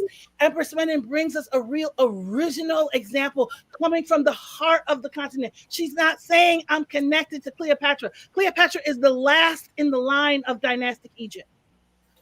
She's not just saying that. She's saying this is unbroken. I have a tradition that is unbroken, and I'm handing it to you. After the war was over, she said, in fact, I was calling on the women of the world before, but now I'm calling on the Black women of the world to help me build Ethiopia. She got to know who we were, and we got to know who she was. When she is honored in New York as Mother of the Year in 1958, where's that from? If she's unknown, she's not unknown. The people here know her and receive her, right? So I'm saying that she's all around. Even before we can articulate that this is the energy that I'm working with, something is motivating me and moving me in this way. Even for those who don't know, it is still there, and we can all pick it up. Excuse me, and we can all be a part of it. You know what I'm saying? I'm saying that it's not exclusive to Rastafari. It's for all Black women. And so that's where I am in my heart. That's why we do what we do here in Chicago every year. Whether Rastafari people show up or not, we continue to share that message with the people of Chicago. So give thanks. Let me talk to my Chicago Rastafari family. They them need to forward the daughter them event and stop the foolishness. Please and thank you. All right. Empress Dionne, talk to us about the impact, the global impact.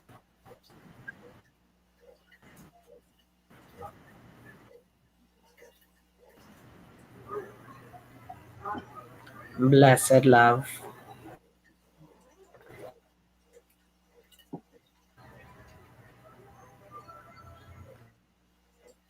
Here and I. Yes, I. So we have to catch a flight and fly go Trinidad for hear it, So we have to take with time, family. That's how the technology work. Empress Dionne, tell us about the impact. Global impact. Highly. Blessed, you all hear?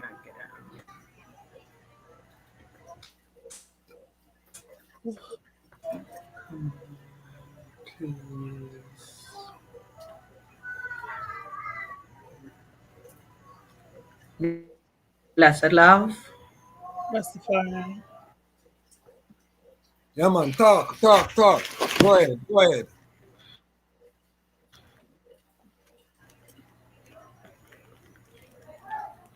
I want to take time while Empress Dionne get it to big up my producer. You see the little Empress Menen emoji in the side of the thing?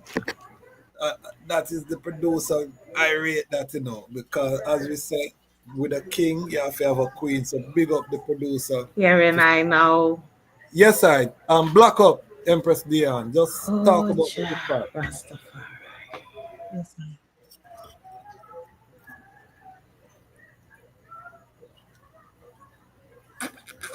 Okay, all right. We'll come forward to the eye. Don't worry yourself. Don't worry yourself. Give thanks for the patience, family. We are working it out. Trinidad family, you see the effort that we're putting in is because we love Trinidad. And I tell you, I love my Trinidad family, my Lion Pride family. Put some emojis in the comment section, some fire. We need some prayers for break down the barrier of Wi-Fi the guy. Wi-Fi the guy is causing problems. It wants to start the show and it cannot start the show. This is Empress Menen show. Blessed. All right, continue. Can you speak, Empress Dionne? All right, all right. We're gonna come forward to the eye. Janine, talk to us about. Rastafari. Okay. Yes. Impact.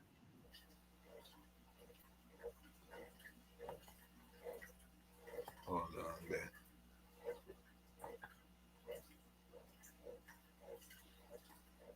Um, go ahead. Go ahead. Blessing.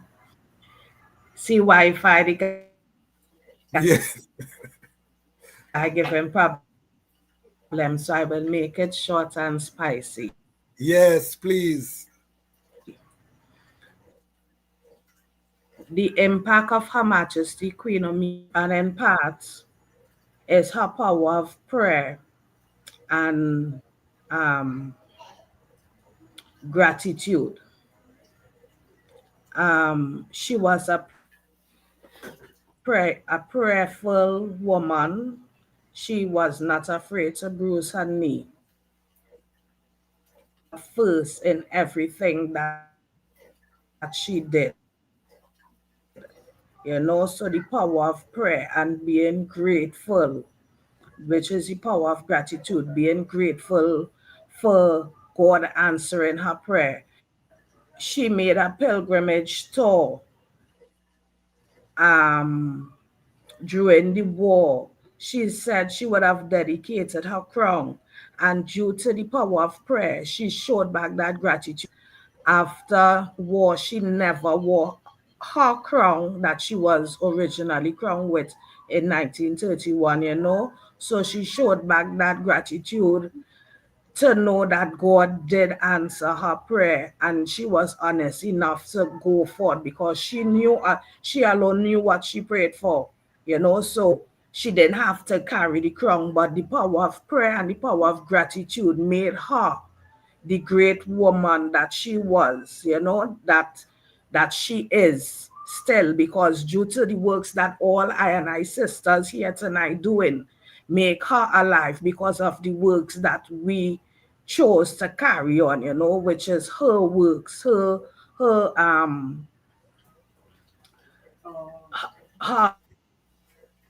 her I don't just want to say righteousness or her works, but it is what have us how we are today as royal daughters, that have us believing in a dignified woman within us. So I give thanks for that, the power of prayer and the power of gratitude from our great mother, Black Queen Omega. Give thanks, give Selassie thanks. Jah, Rastafari. Now Blessed the love. I them can understand why Wi-Fi the guy a fight against Empress Dionne because the power of her I know sound. I be in short certain times because Wi-Fi guy, you know. But Too yeah, give powerful. You thanks took to the all smile alone. souls. The smile alone, Empress Dionne, and mad them out of road. Trust me. So give that. You see it there? They are fighting against that power of my sister. So give thanks. Janine, talk to us about the global impact. Blessed. Give thanks. Give thanks. Empress Dionne, there is no one fighting against you. There is nothing that could fight against you. Sometimes the thing pause for impact. We give thanks. Yes. Listen, sisters. Wow. Let me just take a breath because I am very overwhelmed right now. I know we're supposed to be talking about the impact, but the impact is right now. This I hope you all acknowledge right now, even in the celestial. Today is a Ivine day, and this which is happening where all of us are here together, this is a turning point, and what we do from here together is going to make a difference. Give thanks to our brother for bringing us together, Give but the work is thanks. now, the onus is now upon each of us to reach out to Give each other thanks. as women who honor the queen and the queen energy and that empress energy to do this work together. And they often like to say woman can't work together and all these things, but I love what Dr. Kush mentioned, where each of us may be called to leadership in a very different way. It is something that I have seen in my own life, where when you are a woman who is treading with a particular level of power, you step into a space and not everyone will respond to that positively, and you can't take it personally. You have to understand, say, people meet you from where they are, right? And so you have to be able to let it flow off of your back like a duck and still show love, right? And I give thanks for everything I have learned in this space. The impact for me, and as Sister Wadie mentioned, you may not know that you are being impacted by this energy, but that is also the metaphysics of it, where it is what is represented. It is in the same way. And it is such a powerful thing to have that divine representation of the balance, because Christianity has taken the divinity from womanhood. And race politics, which is something invented as well, that whole who is black and who is white, that is an invented principle by those who would perceive themselves as oppressors. We do not have to adopt it. Black woman is first.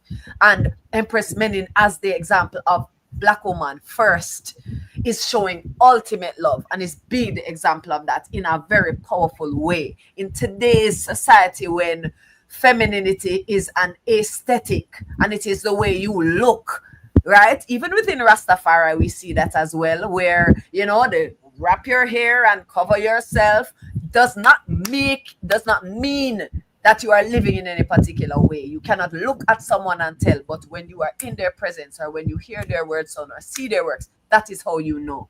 Because when you see the queen, when you see Empress Menen, every photograph of her, it is calmness. And that is such a powerful impact to see a woman in her calm. She's not overly bubbly and trying to please everyone. She is in her calmness, which means if you are in your calmness, you are in your zero state. You are in that state where you are able to embody equanimity. You are not overly hype over anything. You're not overly sorrowful. You can maintain your equilibrium. You can observe and you can truly be of service, and you can truly embody your power when the time is necessary.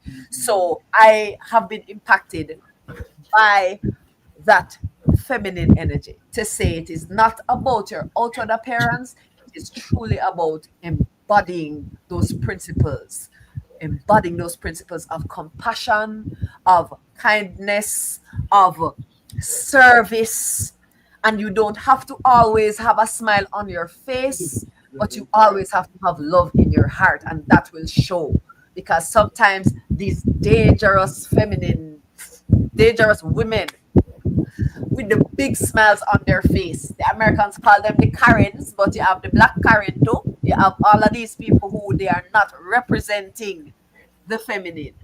but they are looking like females. And we know that you don't even have to be a woman to look like a female, right? So we have to, those of us who want to embody, we have a perfect example in Empress Menen. And so for those women who are doing that work, I think it is just important for us to do this work together. And that would make it easier for each of us. And I commit to giving strength wherever I can. We have to know what our skill sets are. We have to be in a space where we can speak as women collectively, know what our skill sets are, be willing to share, be willing to build together, be willing to empower. We have to move away the idea of money is a bad thing. We need to have some money. We need money circulating so that we can do the work, because you have to have the money to, and money is a frequency, so we don't have to be frightened by the word either. It will come, and sometimes it's us that blocking it. But when you're operating from a empress, from a queen space, you're not thinking about money from a place of lack. You're thinking about it as a frequency that you lean into, and it will flow. We have to remove the victim mindset from our minds, even though we are women and we have issues like domestic violence. We have issues, so many of those issues, of things being perpetrated against the feminine. We have to rise above it. We have to be so in control of the reality that we operate in, that there are certain conversations we don't let in, certain doubt we don't let in, certain conversations that are foundational almost to the Rastafari movement that we have to abandon in order to move forward and do the work that is necessary. So this is the impact. When I look at this fiery Aries woman and I see her with her calmness and her unapologetic nature and doing what she needs to do and knowing she has, because of the type of man that she has attracted into her life. Yeah, that is the confidence I would love to see for my sisters. So I charge my brothers and sisters to learn from that example. And I want to thank the Eye for sharing your time with us, Jahzani. And I see the Eye with the baby there, mothering, and that is part of the divine feminine, that we are able to share as a village, a global village. And one of the things I said to Jahzani is I want her to be regular on this platform, because I want her to feel the love of the Rastafari woman all over the earth, because okay, since you said I stick up in, I would love to host a conversation. We can use this platform too, but with these women here, because I have a different set of questions. Yeah, man. Definitely. And it's mandatory. I want all of the items to interact. I don't have to be there. I can watch too. And I mean, I'm very happy to just be a connector. And I think everyone should feature on each other's platform. That's the ecosystem that we want to develop and to build. So I was very intentional about this panel, inviting the ones them in this panel, because I wanted to ensure that these sisters connect, because all of them are so powerful. That being said, I just want everyone, if you love Jahzani music, put some emoji in the chat. If you were inspired by Jahzani, make her feel some of the love, lion pride, and don't embarrass her, because put it in the chat. All right, while that the emojis come through in the chat, let's go to Dr. Wolete. Dr. Wolete, talk to us about the global impact. Yes, greetings, give thanks. So the global impact, I and I are charged with becoming members of a new race.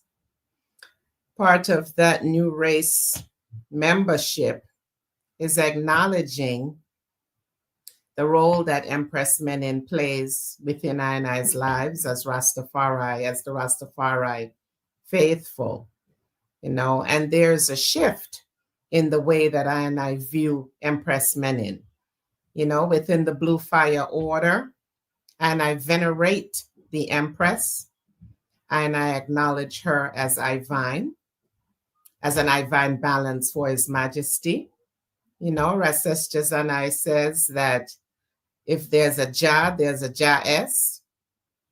If there's an emperor, there's an empress, So definitely, I believe the forward trajectory for the Rastafari movement is to first go to that place and to come to what I call the reckoning, the overstanding that Empress Menen Asfa is the divine balance of Kadamawi Haile Selassie I.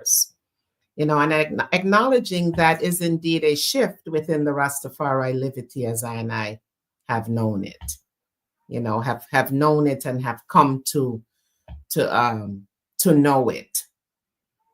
This is going to require some deep work. This is going to require some deep work and some rewriting, coming up within the Nyabingi order.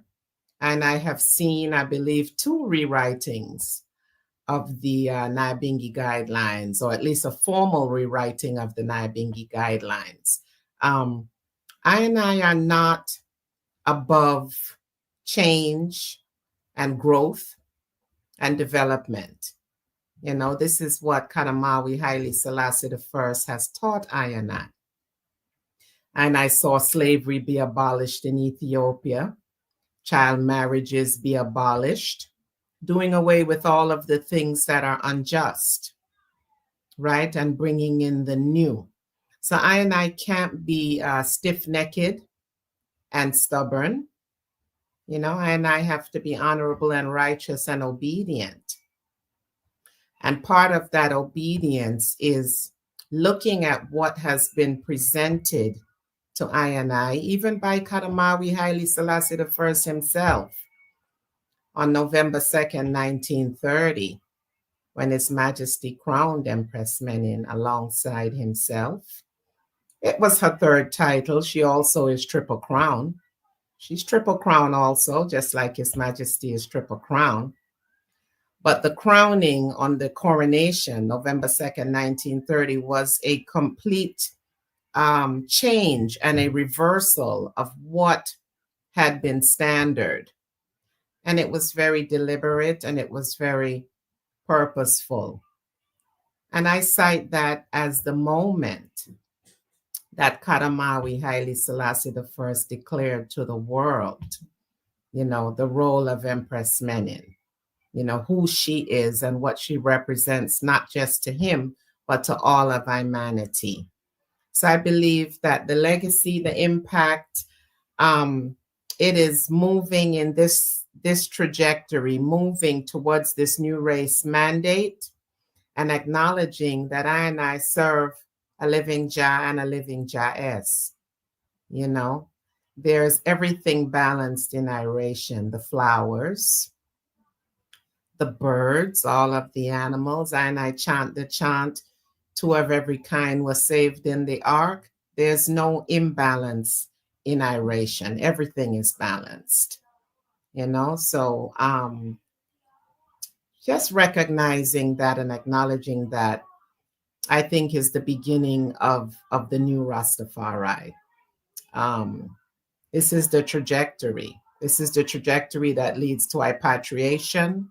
This is the trajectory that leads to a greater and brighter future for continental Africa. And I are charged with this task. So, workers in the vineyard, Rastafari faithful, and I accept, and I shall abide and obey. Give thanks and Isis. Haile Selassie I and Empress Menen Asfa.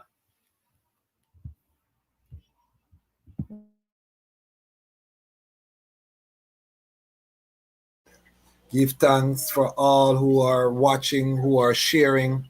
We're going to seal up, but I want to seal up with a blockbuster film. Ras Isa Kamal asked about the story of Empress Menen when she came to the aid of Rastafari when he was imprisoned by Empress Wadie. Some troublemakers rise up in the palace. I'm going to allow my sister to tell the story for those who are not familiar. This is why Rastafari independent media has to be funded, because these are stories we want to see in animated feature film, live action film. We have to glorify these moments and create content around these moments, comic books, all these little types of content that can be written about the story and the life and the example. That's a whole book by itself, could just be about this saga. You know what I mean? So we have a lot of work to do, but is Babylon going to fund these projects? I want us to ask ourselves these questions honestly. And if not, why are we not supporting the media that has the vision to do it? What are we waiting for? Are we waiting for someone who's going to have pity on us or give us money to liberate us? Janine, you want to say something? I want you to change that narrative. I want you to say that in a different way. I want you to speak with anticipation and excitement about all that is about to be possible after today. I want you to speak. We have advancement in artificial intelligence and graphic generation. There are things that were not possible. And because we have a legacy of complaining about what cannot be done, we might sometimes forget that the young people are interested, and sometimes it is that we don't know how to ask for the things we want, because things that must be done, sometimes the way is already being created. So let us speak with that kind of authority as we go forward. Let us be very mindful of our words as we ask and put things out there, and not introduce doubt as we move from such a powerful gathering. I agree. I accept the correction from my sister. I'm willing to be instructed. Those who know, I know that doubt are not part of my thing, but I accept it because I plead with my people because I'm passionate about what I want to see. And I just experienced a failure. I was trying to get 100 people in my Patreon, Janine, by April 1st. It never worked out for I. But I also teach to the brethren that failure is a part of the journey, and that you set goals. Sometimes you meet them, sometimes you don't meet them, but we cannot fear failure. So when I plead, sometimes the word sound might not be exact. So I love and this is the divine feminine. She said, brother, lift up yourself, your sound, you know what I mean? Vibrate higher on the frequency. And this is why we need our sisters around us, because they help to sharpen us to see that kingly nature within inside of ourselves. And that is what Empress Menen did for His Majesty. All right, so who wants to lead off setting the stage of this epic scene of Empress Menen? Get your ital snacks. If you have a little sacrament, go for it now. Light up your steamers. Because I've heard Asantewaa say that before. Okay, I've heard her block that about the. No, she's itching. She's itching in the corner there. I see her up there. Me know. Me assure the alley oop. Me know is who. All right, give us the history, please. Well, give thanks. And then I want everyone to add to this story, because everyone, has their way of seeing it. But just basically laying some of the historical foundations for what happened. We know that His Majesty was extremely progressive when he came as an advisor, really, to Empress Wadie II. Not yet crowned king, but was prince. And there was rumors about him going to the throne. But because he was making so many changes within Ethiopia, he had also traveled around the world and asked important questions where he was, like, for example, the constitution that he would eventually set up in Ethiopia, they first witnessed in Japan. They looked at the way the Japanese constitution was set up, with the knowledge of the emperor still present as part of the constitution. So just really progressive, really a growth mind. And some of the advisors to Empress Wadie II was uncomfortable with the steps that he was taking, and felt like they had to stop him, or what they understood as the Ethiopian throne was threatened. So one day, as he enters the palace grounds, he is seized, and he is essentially jailed inside the palace walls. And word gets to Empress Menen that your husband has been seized and is held against his will inside the palace walls. And here you have like Time Magazine reporting this. You have her grandson also reporting parts of the story. You get various news outlets, but no one tells it in its detail. So it's up to us to imagine, really, quasi like to put the granular level in.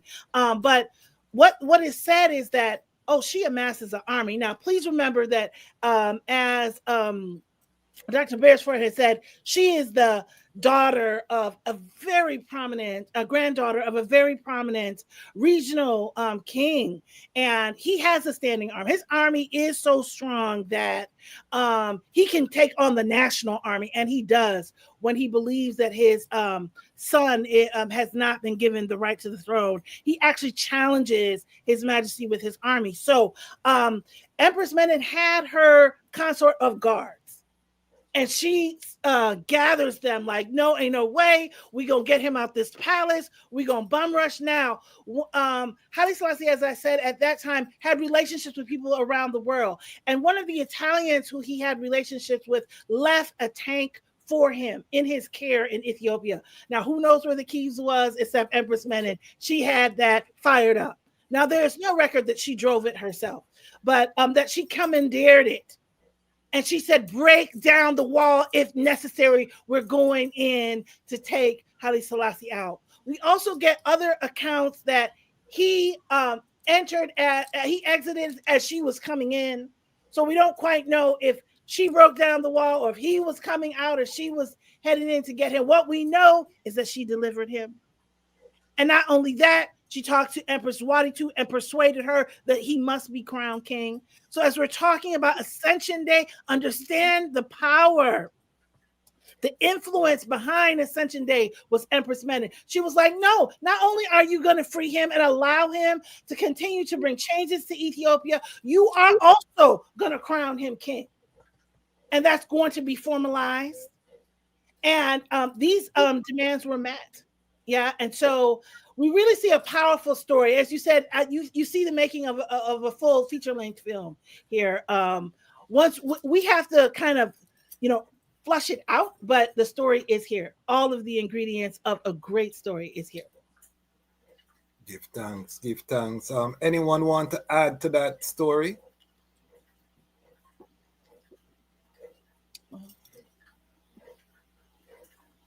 I would add that the army that she most likely mobilized was His Majesty Private Army. One of the seminal moments in the history you can read about in the autobiography is when he attends Ras McConnell's funeral as a child at the age of 13. And there is a lot of concern because Ras McConnell army refuses to disperse to the Harar. In those days, the armies would camp in fields. There were huge fields around Addis Ababa, and all of the regional standing armies of the kingdoms came to pay their homage to the death of Ras McConnell, who was a noble. And Ras McConnell army happened to be one of the most powerful armies because it incorporated the Oromo cavalry from out of Harar. These are famous horsemen that were renowned to the world for their skill on horseback, and they distinguished themselves at the Battle of Adwa under Ras McConnell's leadership. So His Majesty, came to pay homage, and before he died, Ras McConnell asked his officers. He brought his officers into his chambers and had them swear allegiance to the young Tafari. So they would serve nobody else but His Majesty. So when at the age of 13 he came to the city, Menelik, all of the nobles were concerned, like why these people won't leave. They sent Tafari out there to see why they wouldn't leave, and they told him, young man, you are our master. We're not going anywhere without the eye. And so His Majesty, because he didn't want to create destabilization in Addis Ababa, he led them out of the city forward to Harar. So the prophecy when it says a child shall lead the way, was fulfilled when this young 13-year-old, I remember His Majesty is already small, he's 5 foot little bit. So by the time he was 13, he's a little child looking with this most powerful army at his beck and command, and His Majesty commanded like a general because he was not a regular youth. So it created awe. They said all of the people of Addis came out to see this procession as he led the army out of the city. So these same soldiers would have been loyal to His Majesty throughout his reign. So of course, loyalty to His Majesty would have been conferred to Empress Menen. As Asantewaa said, there may have been people from Wallo, because she would have had her own retainers and ones who came to deal with her private security that were from her family lineage. So they were sitting on one of the most powerful armies. The first warplane in Ethiopia was brought in by His Majesty, using that same battle that, when Ras Mikael, Empress Menen's family, stormed Addis, one of the seminal wars for the throne. The first warplane was used in that fight. So they had considerable resources. But what the story shows is that Empress Menen was in full command, and that those soldiers who would not follow anyone obeyed Empress Menen command. So she showed, as my sister, my big sister would say, extensive, what do you call it? Emergency leadership. What you call that term there? Huh? The fancy word where you use. Exigency leadership. Exigency leadership. Professor, So she demonstrated that in that moment. And again, it said that the doors flew open of the palace, when she came with the tank and all of that. It was a dramatic moment, and said His Majesty didn't even look back. He just walked straight to the door before the door opened, and they just flew open the door because they were afraid about who was outside. So it was a whole dramatic scene, you know what I mean? Does anyone want to add to that before we seal this historic reasoning? And then I'm going to give each guest a chance to do their final word sound. Any other points to add? And also I would add, I want every guest to say how people can spend some money with them. Lion Pride, and I big up all of the people who have contributed to the platform during this. It's the most contributions we've ever had. So this is a new day for Rastafari Independent Non-Aligned Media. We're humbled on behalf of the entire team. We do give thanks. But it's not just I alone, family. I want them spend some money with each and every sister. So sister, after you say your last word on Empress Menen, share how this audience and the thousands that will see this to come can put money in your pocket. So we circulate this Rastafari dollar. We're changing the paradigm. We are supporting each other.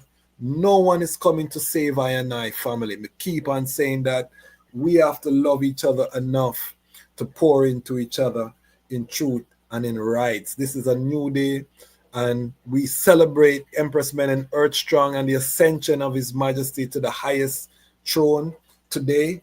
And so this marks a crossroad of the Rastafari family globally, and tonight will be remembered in the history. So we give thanks. So final word song, we start with Rasses, Dr. Jahzani Kush. Just give us your final words on how they can support Lalibela Institute, the powerful work they're doing. I'm going to call each of these sisters in a couple of days, and if they have not increased financially, I'm going to be upset, Lion Pride family. Don't embarrass I. Please. We have guests, we have company. Don't embarrass I. Give them, spend some money with them. All right, Dr. Jahzani. Yes, I would like to encourage each and every one, whether it's the Rastafari woman or the Rastafari man, to go deep within and connect with the Empress. I think for the safety you overstand of I and I family as Rastafari woman, this energy that the Empress encompasses is a very sacred and powerful energy. It's needed in every family. So I'm asking for the Rastafari woman and Rastafari man to tap in, because I really don't see I progressing to the next stage unless I connect with I Divine Mother. Um, One way that one can support I is by purchasing the books that I've written. Let me see if I could. Probably can't see it that good, but this is the first book, right? Warring Lionesses, and I think you should read them in order of sequence. So this is the first book, and this book deals with the story of the Rastafari woman in her own voice. All right, and then the second book is entitled Blue Fire: The Ascension of the Jah within Rastafari. And then finally, the third book is Between the Fire and Ice, and that is the love story, the Rastafari love story. So if ones are interested, I would ask them to please go to my website, which is lalabellainstitute.org, or you can go to lalabellainstitute.com. Either one of the websites will take you right to my books. Also to other blue fire items that I have. I have prayer candles. I have spiritual baths. I also have a very, very Ileful scent, a fragrance that was created called Menen 130 in honor of Empress Menen's 130th Earth Light. So if ones are interested, just reach out to I via I website, and I will be, pleased to reason with the I Rastafari. Give thanks, give thanks. So make sure you support. You see the information on the bottom of the screen. Press pause, write it down, put some money in her pocket. Give thanks, Empress Sinai. Greetings. I think going forward, what we should be doing is amplifying Empress Menen's work within our community.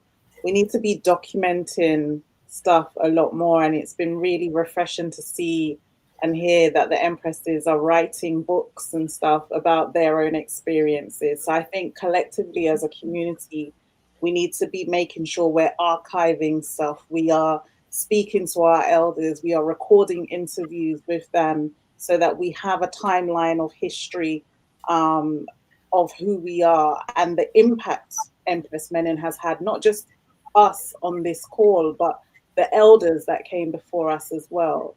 So that's what I would say we should be doing going forward.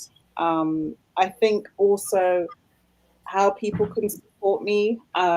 Like you mentioned, I have a print magazine called Just Jar Magazine. We've now got 6 issues, which is available on my website, which is www.justjarmagazine.com.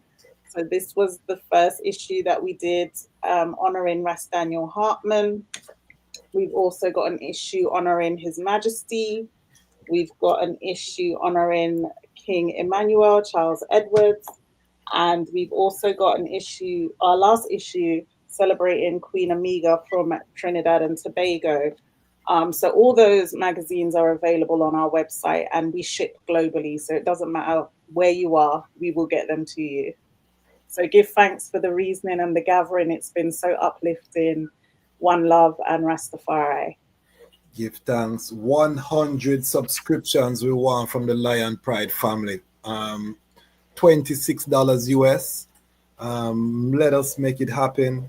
And I think it's $15 to $20, 20 pounds or something like that. So let us put under some supply and demand pressure, family, because she's doing powerful work. Trained journalist, certified. So she worked for London's only black newspaper or publication, The Voice.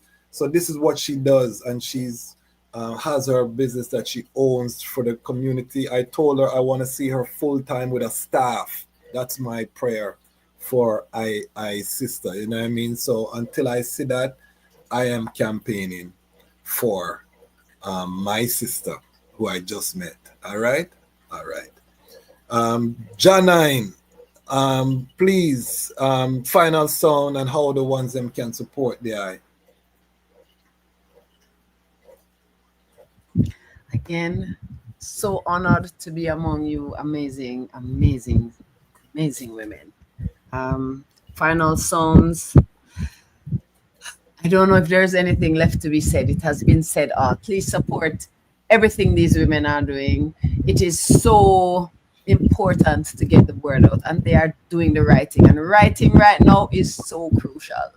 We are in a society where people don't read. So a lot of times I put to you, please make audio versions of all of the things you're writing as well, so that people can get the audiobook version. We need the audiobook version of His Imperial Majesty's autobiographies. We need the audiobook version of your book as well, my brother. We need to have that. We need to invest in that and get that out there, because that is how it's done. We need to learn the current science of marketing, because sometimes it is not that people are not interested, but there is such an overstimulated audience that we are selling to, or we are sharing with, that they don't even know that it is present.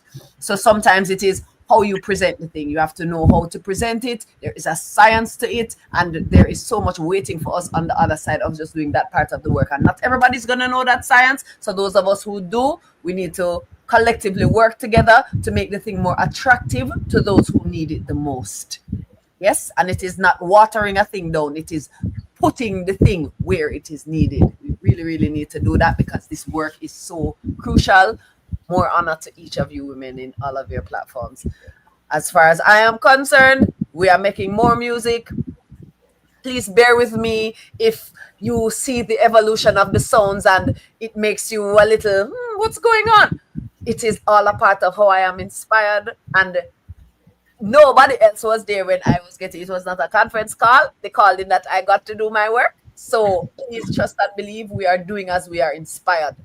Yes, and there is a place for that discussion about the brothers and the sisters and how we connect with each other, because it is all well and good to go out there in the streets and march and do all of this hard, fighting against the system, and then you go home and there is no peace in your home. Your women are suffering silently. They feel unheard and unseen, and they do not have any love. There is no compassion in their relationships. They have no opportunity to express their softness. So my final word would just be, give the daughters the space to be in their highest feminine self. And as Sister the Dr. Kush said, if we can all just channel that energy of Empress Menen, then these things will be revealed to us in a real way in our lives and in our bodies. Soften, do the work, do the breath work, do the work of meditation, prayer, whatever words you use, whatever semantics you use, bring yourself down to that state of calm that is embodied in our Royal Empress. How you can support me? There are many works to come, things that I will not speak of now, because sometimes they must start the things them until they are ready. So things to come. Please follow me on all of the social media platforms. It's Jahzani Online. If you want to email me and talk to me further, jahzanineonline@gmail.com. My website has, if you are interested in the music and so on, and you want to purchase merchandise, you can go there, buy a t-shirt, spend some money. You want to send me a Zelle, it's at jahzanineonline. It's jahzanineonline@gmail.com there as well, because we're doing the work. And we're going into our pockets in 2020. We did the Note to Self Challenge before, which is a personal development challenge. We spent thousands of dollars and gave it away for free, because it's so it have to go sometimes. You just have to. But sometimes you have to replenish and circulate. So as far as you are able to support, please do so for all of these women. This is an amazing opportunity that you all have to see all of these women together, all of us together. And it will not be the last time. No, and when Jahzani is ready to host them on her platform, she will let I know, and I will let the Lion Pride know, so we can crowd up over there to and support. And my platform together your platform, so you make sure you know what we're talking about. We're gonna do this. It's gonna be beautiful. And we're talking behind the scenes, I and my sister, so there's a lot of collaboration that's gonna be happening, family. we're gonna hug up Janine and make sure she feel the love from the Rastafari Pan-African family. And as I said, she is one of the greatest songwriters Jamaica's ever produced. And if you want to war with me, go in the comments and make me and you war me fight for that. All right. All right.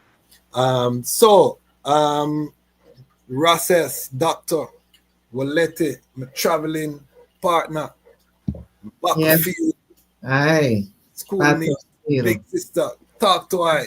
Yes, sir. Battlefield tested. Battlefield tested. Aye.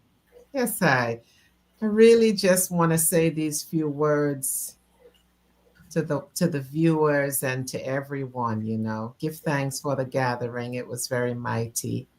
So joyful to be in the company of such royal ayatas and to learn of the mighty work that is taking place across the board. But I want to say to ones and ones something that I'm known for saying, and that is to obey is better than sacrifice. To obey is better than sacrifice. How could a one support I? I'm not so prominent on social media, but I am on Facebook at Wolete Netfa. Did as much Kwasi is the I gonna stream it? I want to apologize. My producer had to run out to pick up my daughter, so I'm not technologically savvy. But I'll make sure it's in the description. We'll put it in the description. Okay, so when you watch this, it'll be in the description. You'll be able to. All right. So it's Wolete Netfa on Facebook. It's Yeshimabet Books and Things on Instagram. And email can be lovefire, LOVEFYAH @yahoo.com. That's how the eyes can get the books. The only book written about His Majesty's mother. And maybe on the platform, Sister Janine and I can talk about how His Majesty gave I this direct assignment to write this book about Yeshimabet Ali Abba Jafar. And also the book on the Rastafari woman as the living sanctuary. Own your place as a living sanctuary, Rastafari women. Demand that the eye is acknowledged as a sacred vessel. You know, Empress Menen teaches I and I this. And also read about the matriarchal shift. The matriarchal shift that I and I are seeing taking place, not to be confused with feminism or anything negative, but a natural shift, just the earth reclaiming its original positioning. Okay, so give thanks on Isis, give thanks to Jazmach Kwasi, Mighty Lion Voice Network. Once again, Rastafari, love and light. Give thanks. I want to thank the I. I always have to thank the I publicly because Mama Wolete will call I and yeah, man, you see that thing there, and you know, always encourage I with a kind word. And one of the most brilliant sistren, one of my co-hosts for the IDOR study group. We do have a bi-weekly study group where we go through the speeches of His Majesty that we've been doing on Zoom. So we can share that link in the comments as well for those who want to join us in there. But so much powerful works Dr. Wolete has been doing over the years, and we really just want to lift up the eye in terms of the work. I cited her book heavily in my book, and it's The Birth of His Majesty. So she was one of my sources because, as she said, there's very little research on Yeshimabet, and she and Asantewaa went to Ethiopia and actually went to Wallo, you know, researched the archives and brought out a lot of key information on the ground as academics and scholars. So both of them have, you know, when you hear Dr. Asantewaa and Mama Wolete reason, you don't really hear that type of reason anywhere else because they're on the ground going through the stacks in the library, pulling out documents. They didn't even talk about Empress Menen properties when they looked through Her the land, yes. So land it's and all not that. enough time. There's not enough time. There's no All of mental the reasoning. And if we facts keep and this panel facts too long, I'm gonna be in of problems. Yeah. receipts for the land, all of that land that Empress Menen came with to the marriage, to the union, like entire regions of land with her seal, her stamp, the Menen stamp, the seal. Yes, really, really just Powerful. And we'll do mind. a episode maybe on your and Asantewa's research and just go Okay. deeper into what the item brought forward. Yes. Empress Dionne, give us your final sound, Empress Dionne, and how ones can support the eye. Spend some money with the eye and the eye works if you have any works, or if not, Empress Menen Rising. How ones can support Empress Menen Rising.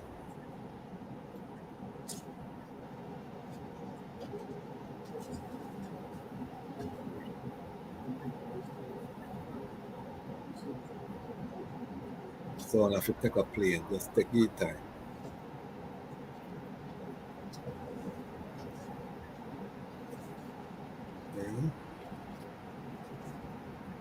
Okay. Empress Dionne, final sound.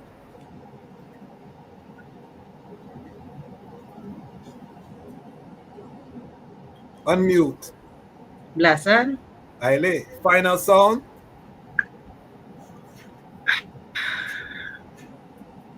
Blessed love.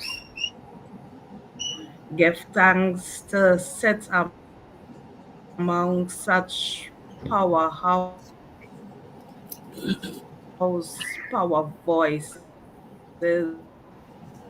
Rastafari daughters, representative for Empress Menen Rising, and you can find us.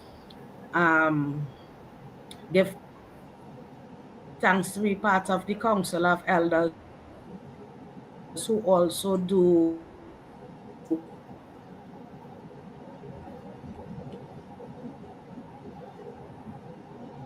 elder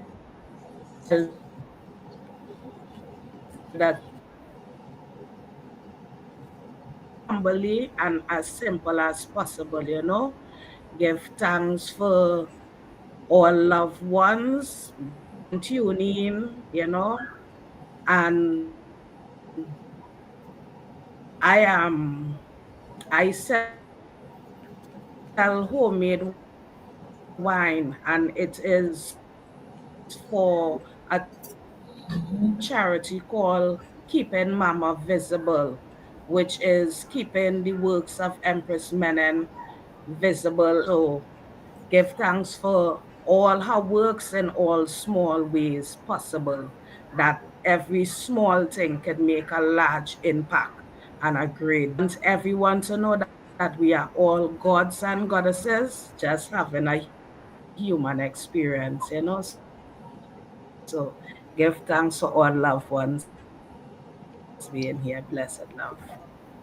Royal greetings and blessings and big up the entire Empress Men and Rising collective.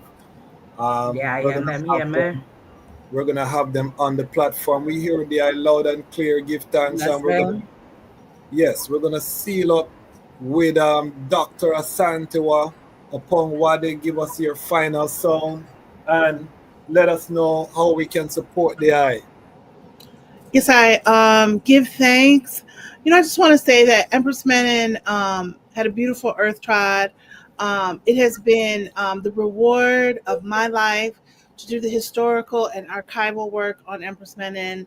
I never get tired. It's some of my most protective possessions are the things that I found on her, and the unbelievable connection. And I would like to just acknowledge the people from Chicago who tuned in. So that's so wonderful to see their names popping up in the comments.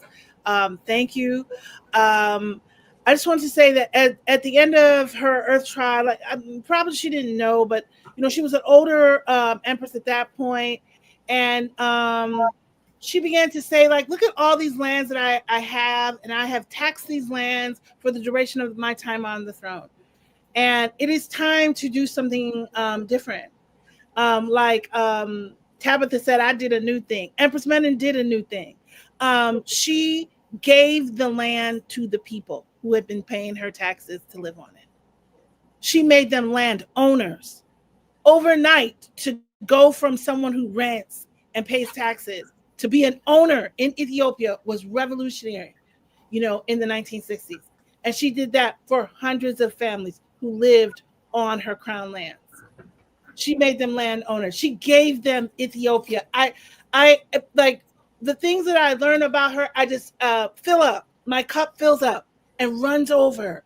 Um, and different people have their feeling about her transition services, but actually that is the most documented thing we have on her are her transition services and all the letters that poured into Ethiopia at the point of her transition. But one of the things that really stays with me is the speech of His Majesty at her transition services, where he says, I want us all to go out and do what Empress Menen was about. Be about her. You know what I'm saying? But then he also talks about the united love that they had together for Ethiopia. And he said, none of you all knew her better than I did. We are all here crying. But may God accept these tears as the payment for peace in Ethiopia.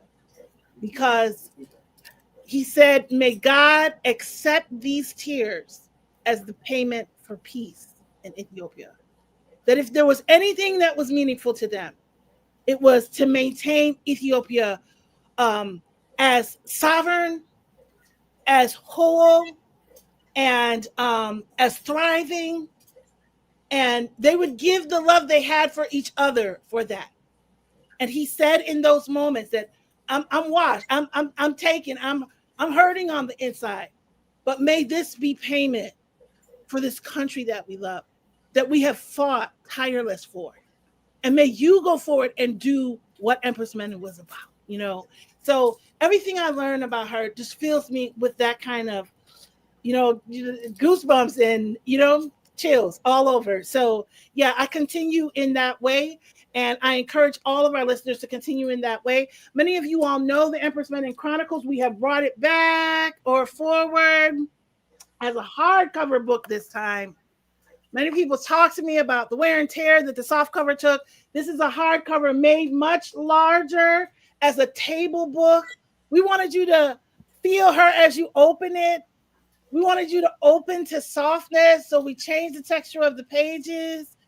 We wanted to sit on the center table in the living room. We want the little ones to open it without fear. It could be wiped right back off if they have like sticky hands. We want them to ask, who is this? We want them to fall in love. We want them to hear the story from our perspective.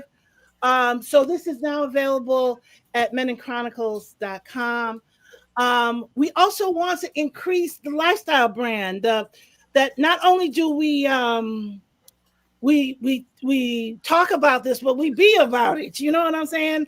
I don't want to wear Louis Vuitton. He got his audience, but that's not what I'm about. You know what I'm saying? I wanted more things that had our names, our signature on it. So working with a Ethiopian leather worker, a woman-owned businesses, we have put out the Empress Menen purse with her name and her signature crown on it. We also have put out her wallet with her name and the tibib. And this is something I'm just learning. This is languaging.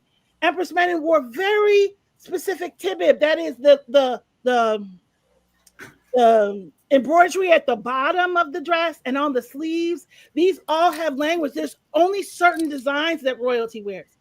And you actually have the Menen fabric, right? Fabric that is named after Empress Menen because of the standard that she kept. So we brought the tibib in here. I'm still learning the language of it. And we have a 3-part per set coming from Ethiopia, directly from Ethiopia, from work people in Ethiopia. This coming out for our 10th year anniversary. All of this is not up right now, but will be up by the 19th, the day of our programming here in Chicago. at www.menenchronicles.com. That's the best way to reach us. Also, what like the sisters in Atlanta and other places have told me, the sisters from Milwaukee, that the timeline helps you so much. Empress Menen's life is so vast that you can like lose track of when did she do this church and what church. We tried to make that plain. We tried to make that accessible for all. So that is also will be available at menenchronicles.com. And so we hope that you go there, peruse, and find what piece of this will best suit you. I appreciate love this opportunity to speak with so many illustrious personalities. Thank you, thank you, thank you. Give thanks to Jahzani Kush, Rastafari. Asantewaa say you talk about ready. You really ask me if me ready. You see how many products she have. Let us put this doctor under some economic pressure, family. I like pressure them. Sell out the thing them, so she have to call her supplier and say, look here, man, we need more purse and bag. And right now them a talk about a thing named Birkin bag. Who make Birkin? We don't care. We have Empress Menen bags, family. So let us support the Empress Menen purses. King man, that is a good gift. You know what I mean? And I'm sure if you purchase those type of gifts, your Empress will be happy. And Wolete Daily Delights will be a part of the gift giving. You see? Yes, it's a joy, family. We're coming together. We are crashing the stereotypes. We are building a community here. If you like what you have seen here, join us in the Lion Pride on Patreon. My Lion Pride on Patreon is here. You've seen them commenting. These are my economic engine. They contribute monthly. And we're going to be doing a lot more power panels like this, some with brethren and sistren, some with just brethren, some with just sistren. So look out for the combinations. This is my joy. This is my passion. My glad bag has bust tonight. I tell you, this is like a dream come true that I'm manifesting here. On my Earth Strong, I had the Honorable Priest Kailash, Bingi Shan, and First Man, all brethren who run Rastafari spaces. That was a power panel. So we're going to be doing more type of themed panel presentations like this, so that we can show the power that we have as a people and some of the thing. Hold on, somebody has a question here. What is her IG? I'm assuming you're talking about Dr. Asantewaa. If everyone on the panel can just put their information in the chat. One more time, I'm asking forgiveness. My daughter has a rites of passage. She was getting her locks done, and the queen had to go out and pick her up. Family things. We're a family channel. We can be transparent. So my producer had to leave and go and pick up my daughter. So I am not able to do the scrolling. She was inputting the information and doing the scrolling. So if everyone can put their contact in the chat, and we'll have it in the description. So when you watch this on the replay, you just go to the description, press the three little button, the three little dots, and it will open up, and you will get all of the panelists' information and contacts and links will be there. I want to thank all of the items. This was a 3-hour plus marathon. Give thanks to all of the panelists for staying with us. Again, this is, as my sister Janine said, this is a line in the sand. This is the unity that we're talking about. This is the unity does not mean uniformity. All of these sisters are different houses, mansions, some not in any house or mansion. What unites us is the love of Kadamawi Haile Selassie I and Empress Menen. And that is what is going to bring us to that redemption, that repatriation, that liberation. We have a role to play on the uprising of the African continent. We see what's happening in the Sahel region with our brothers and sisters in Burkina Faso, Niger, Mali, Togo, just a join up, Morocco put in their bid, Chad come on stream. Rastafari has to be there. setting the culture. The average age on the continent is 17 years old. So it's a continent full of youth, 1.5 billion people, and all of them love Rastafari. So we need to be there with a strong, not just the sound now, but with the institution building, with the content, with the mindset, you know what I mean, to make a difference. And we are part of that uprising. My sister, Just Jah Magazine, and the rest of the Rastafari independent non-aligned media. I saw Ija Star in the chat. Big up yourself, Ija Star. Our next YouTube channel, go subscribe to Ija Star.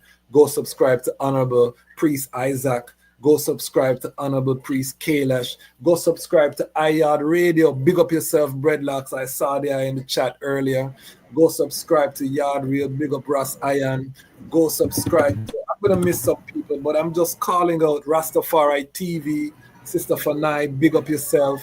All of the platforms are Elder Muta Baruka. All of the platforms need our strength. So if you don't like I am chat too much, I can accept that. Go support another Rastafari independent media platform. We all are rising together. You're going to see more collaborations, more attributions, and we are going to not stop. Why? Because the time has come for the lions and the lionesses to tell our own story. And this is the lion's voice, Rastafari. The time has come for the lioness to tell her own story. The fittest of the fittest shall survive. My people, open your eyes. Wake up. Blessed love, this is Queen Omega representing for all lions and lionesses. With the lion's voice, we come to tell our story. Rastafari live it. Hey, the lion's voice. Rastafari. What are you waiting for? Come together, calling from near and far. Know who you are. What are you waiting for? Rally up, it takes the dust. What are you waiting for? Ancestors paved the way for us. Yes, I am Ketis Oyonde, asking, what are you waiting for to come together? The time has come for the lions to tell our own story. This is the lion's voice. This is Mama Thea of Asli Pure, and when I want to hear the story from the lion and the lioness, I listen to Lion Voice with Ras Tafari Women. Greetings, I'm Sister Aisha Diana Conwood, currently the Assistant Commissioner of Agriculture for the U.S. Virgin Islands. Time for the lioness to roar. You know, this is the lion's voice. Lioness, let's roar, lion for. Amina, the time has come for the lioness to tell our own story. No surrender, no retreat, we are Jah soldier. Rougher than the streets, tougher than a boulder. Bigging up lion's voice. Now put it. I Jalifa said that. I'm Nana Farika. The time has come for the lioness to tell her story from her viewpoint and tell the world who Queen Omega is. This is the lion's voice.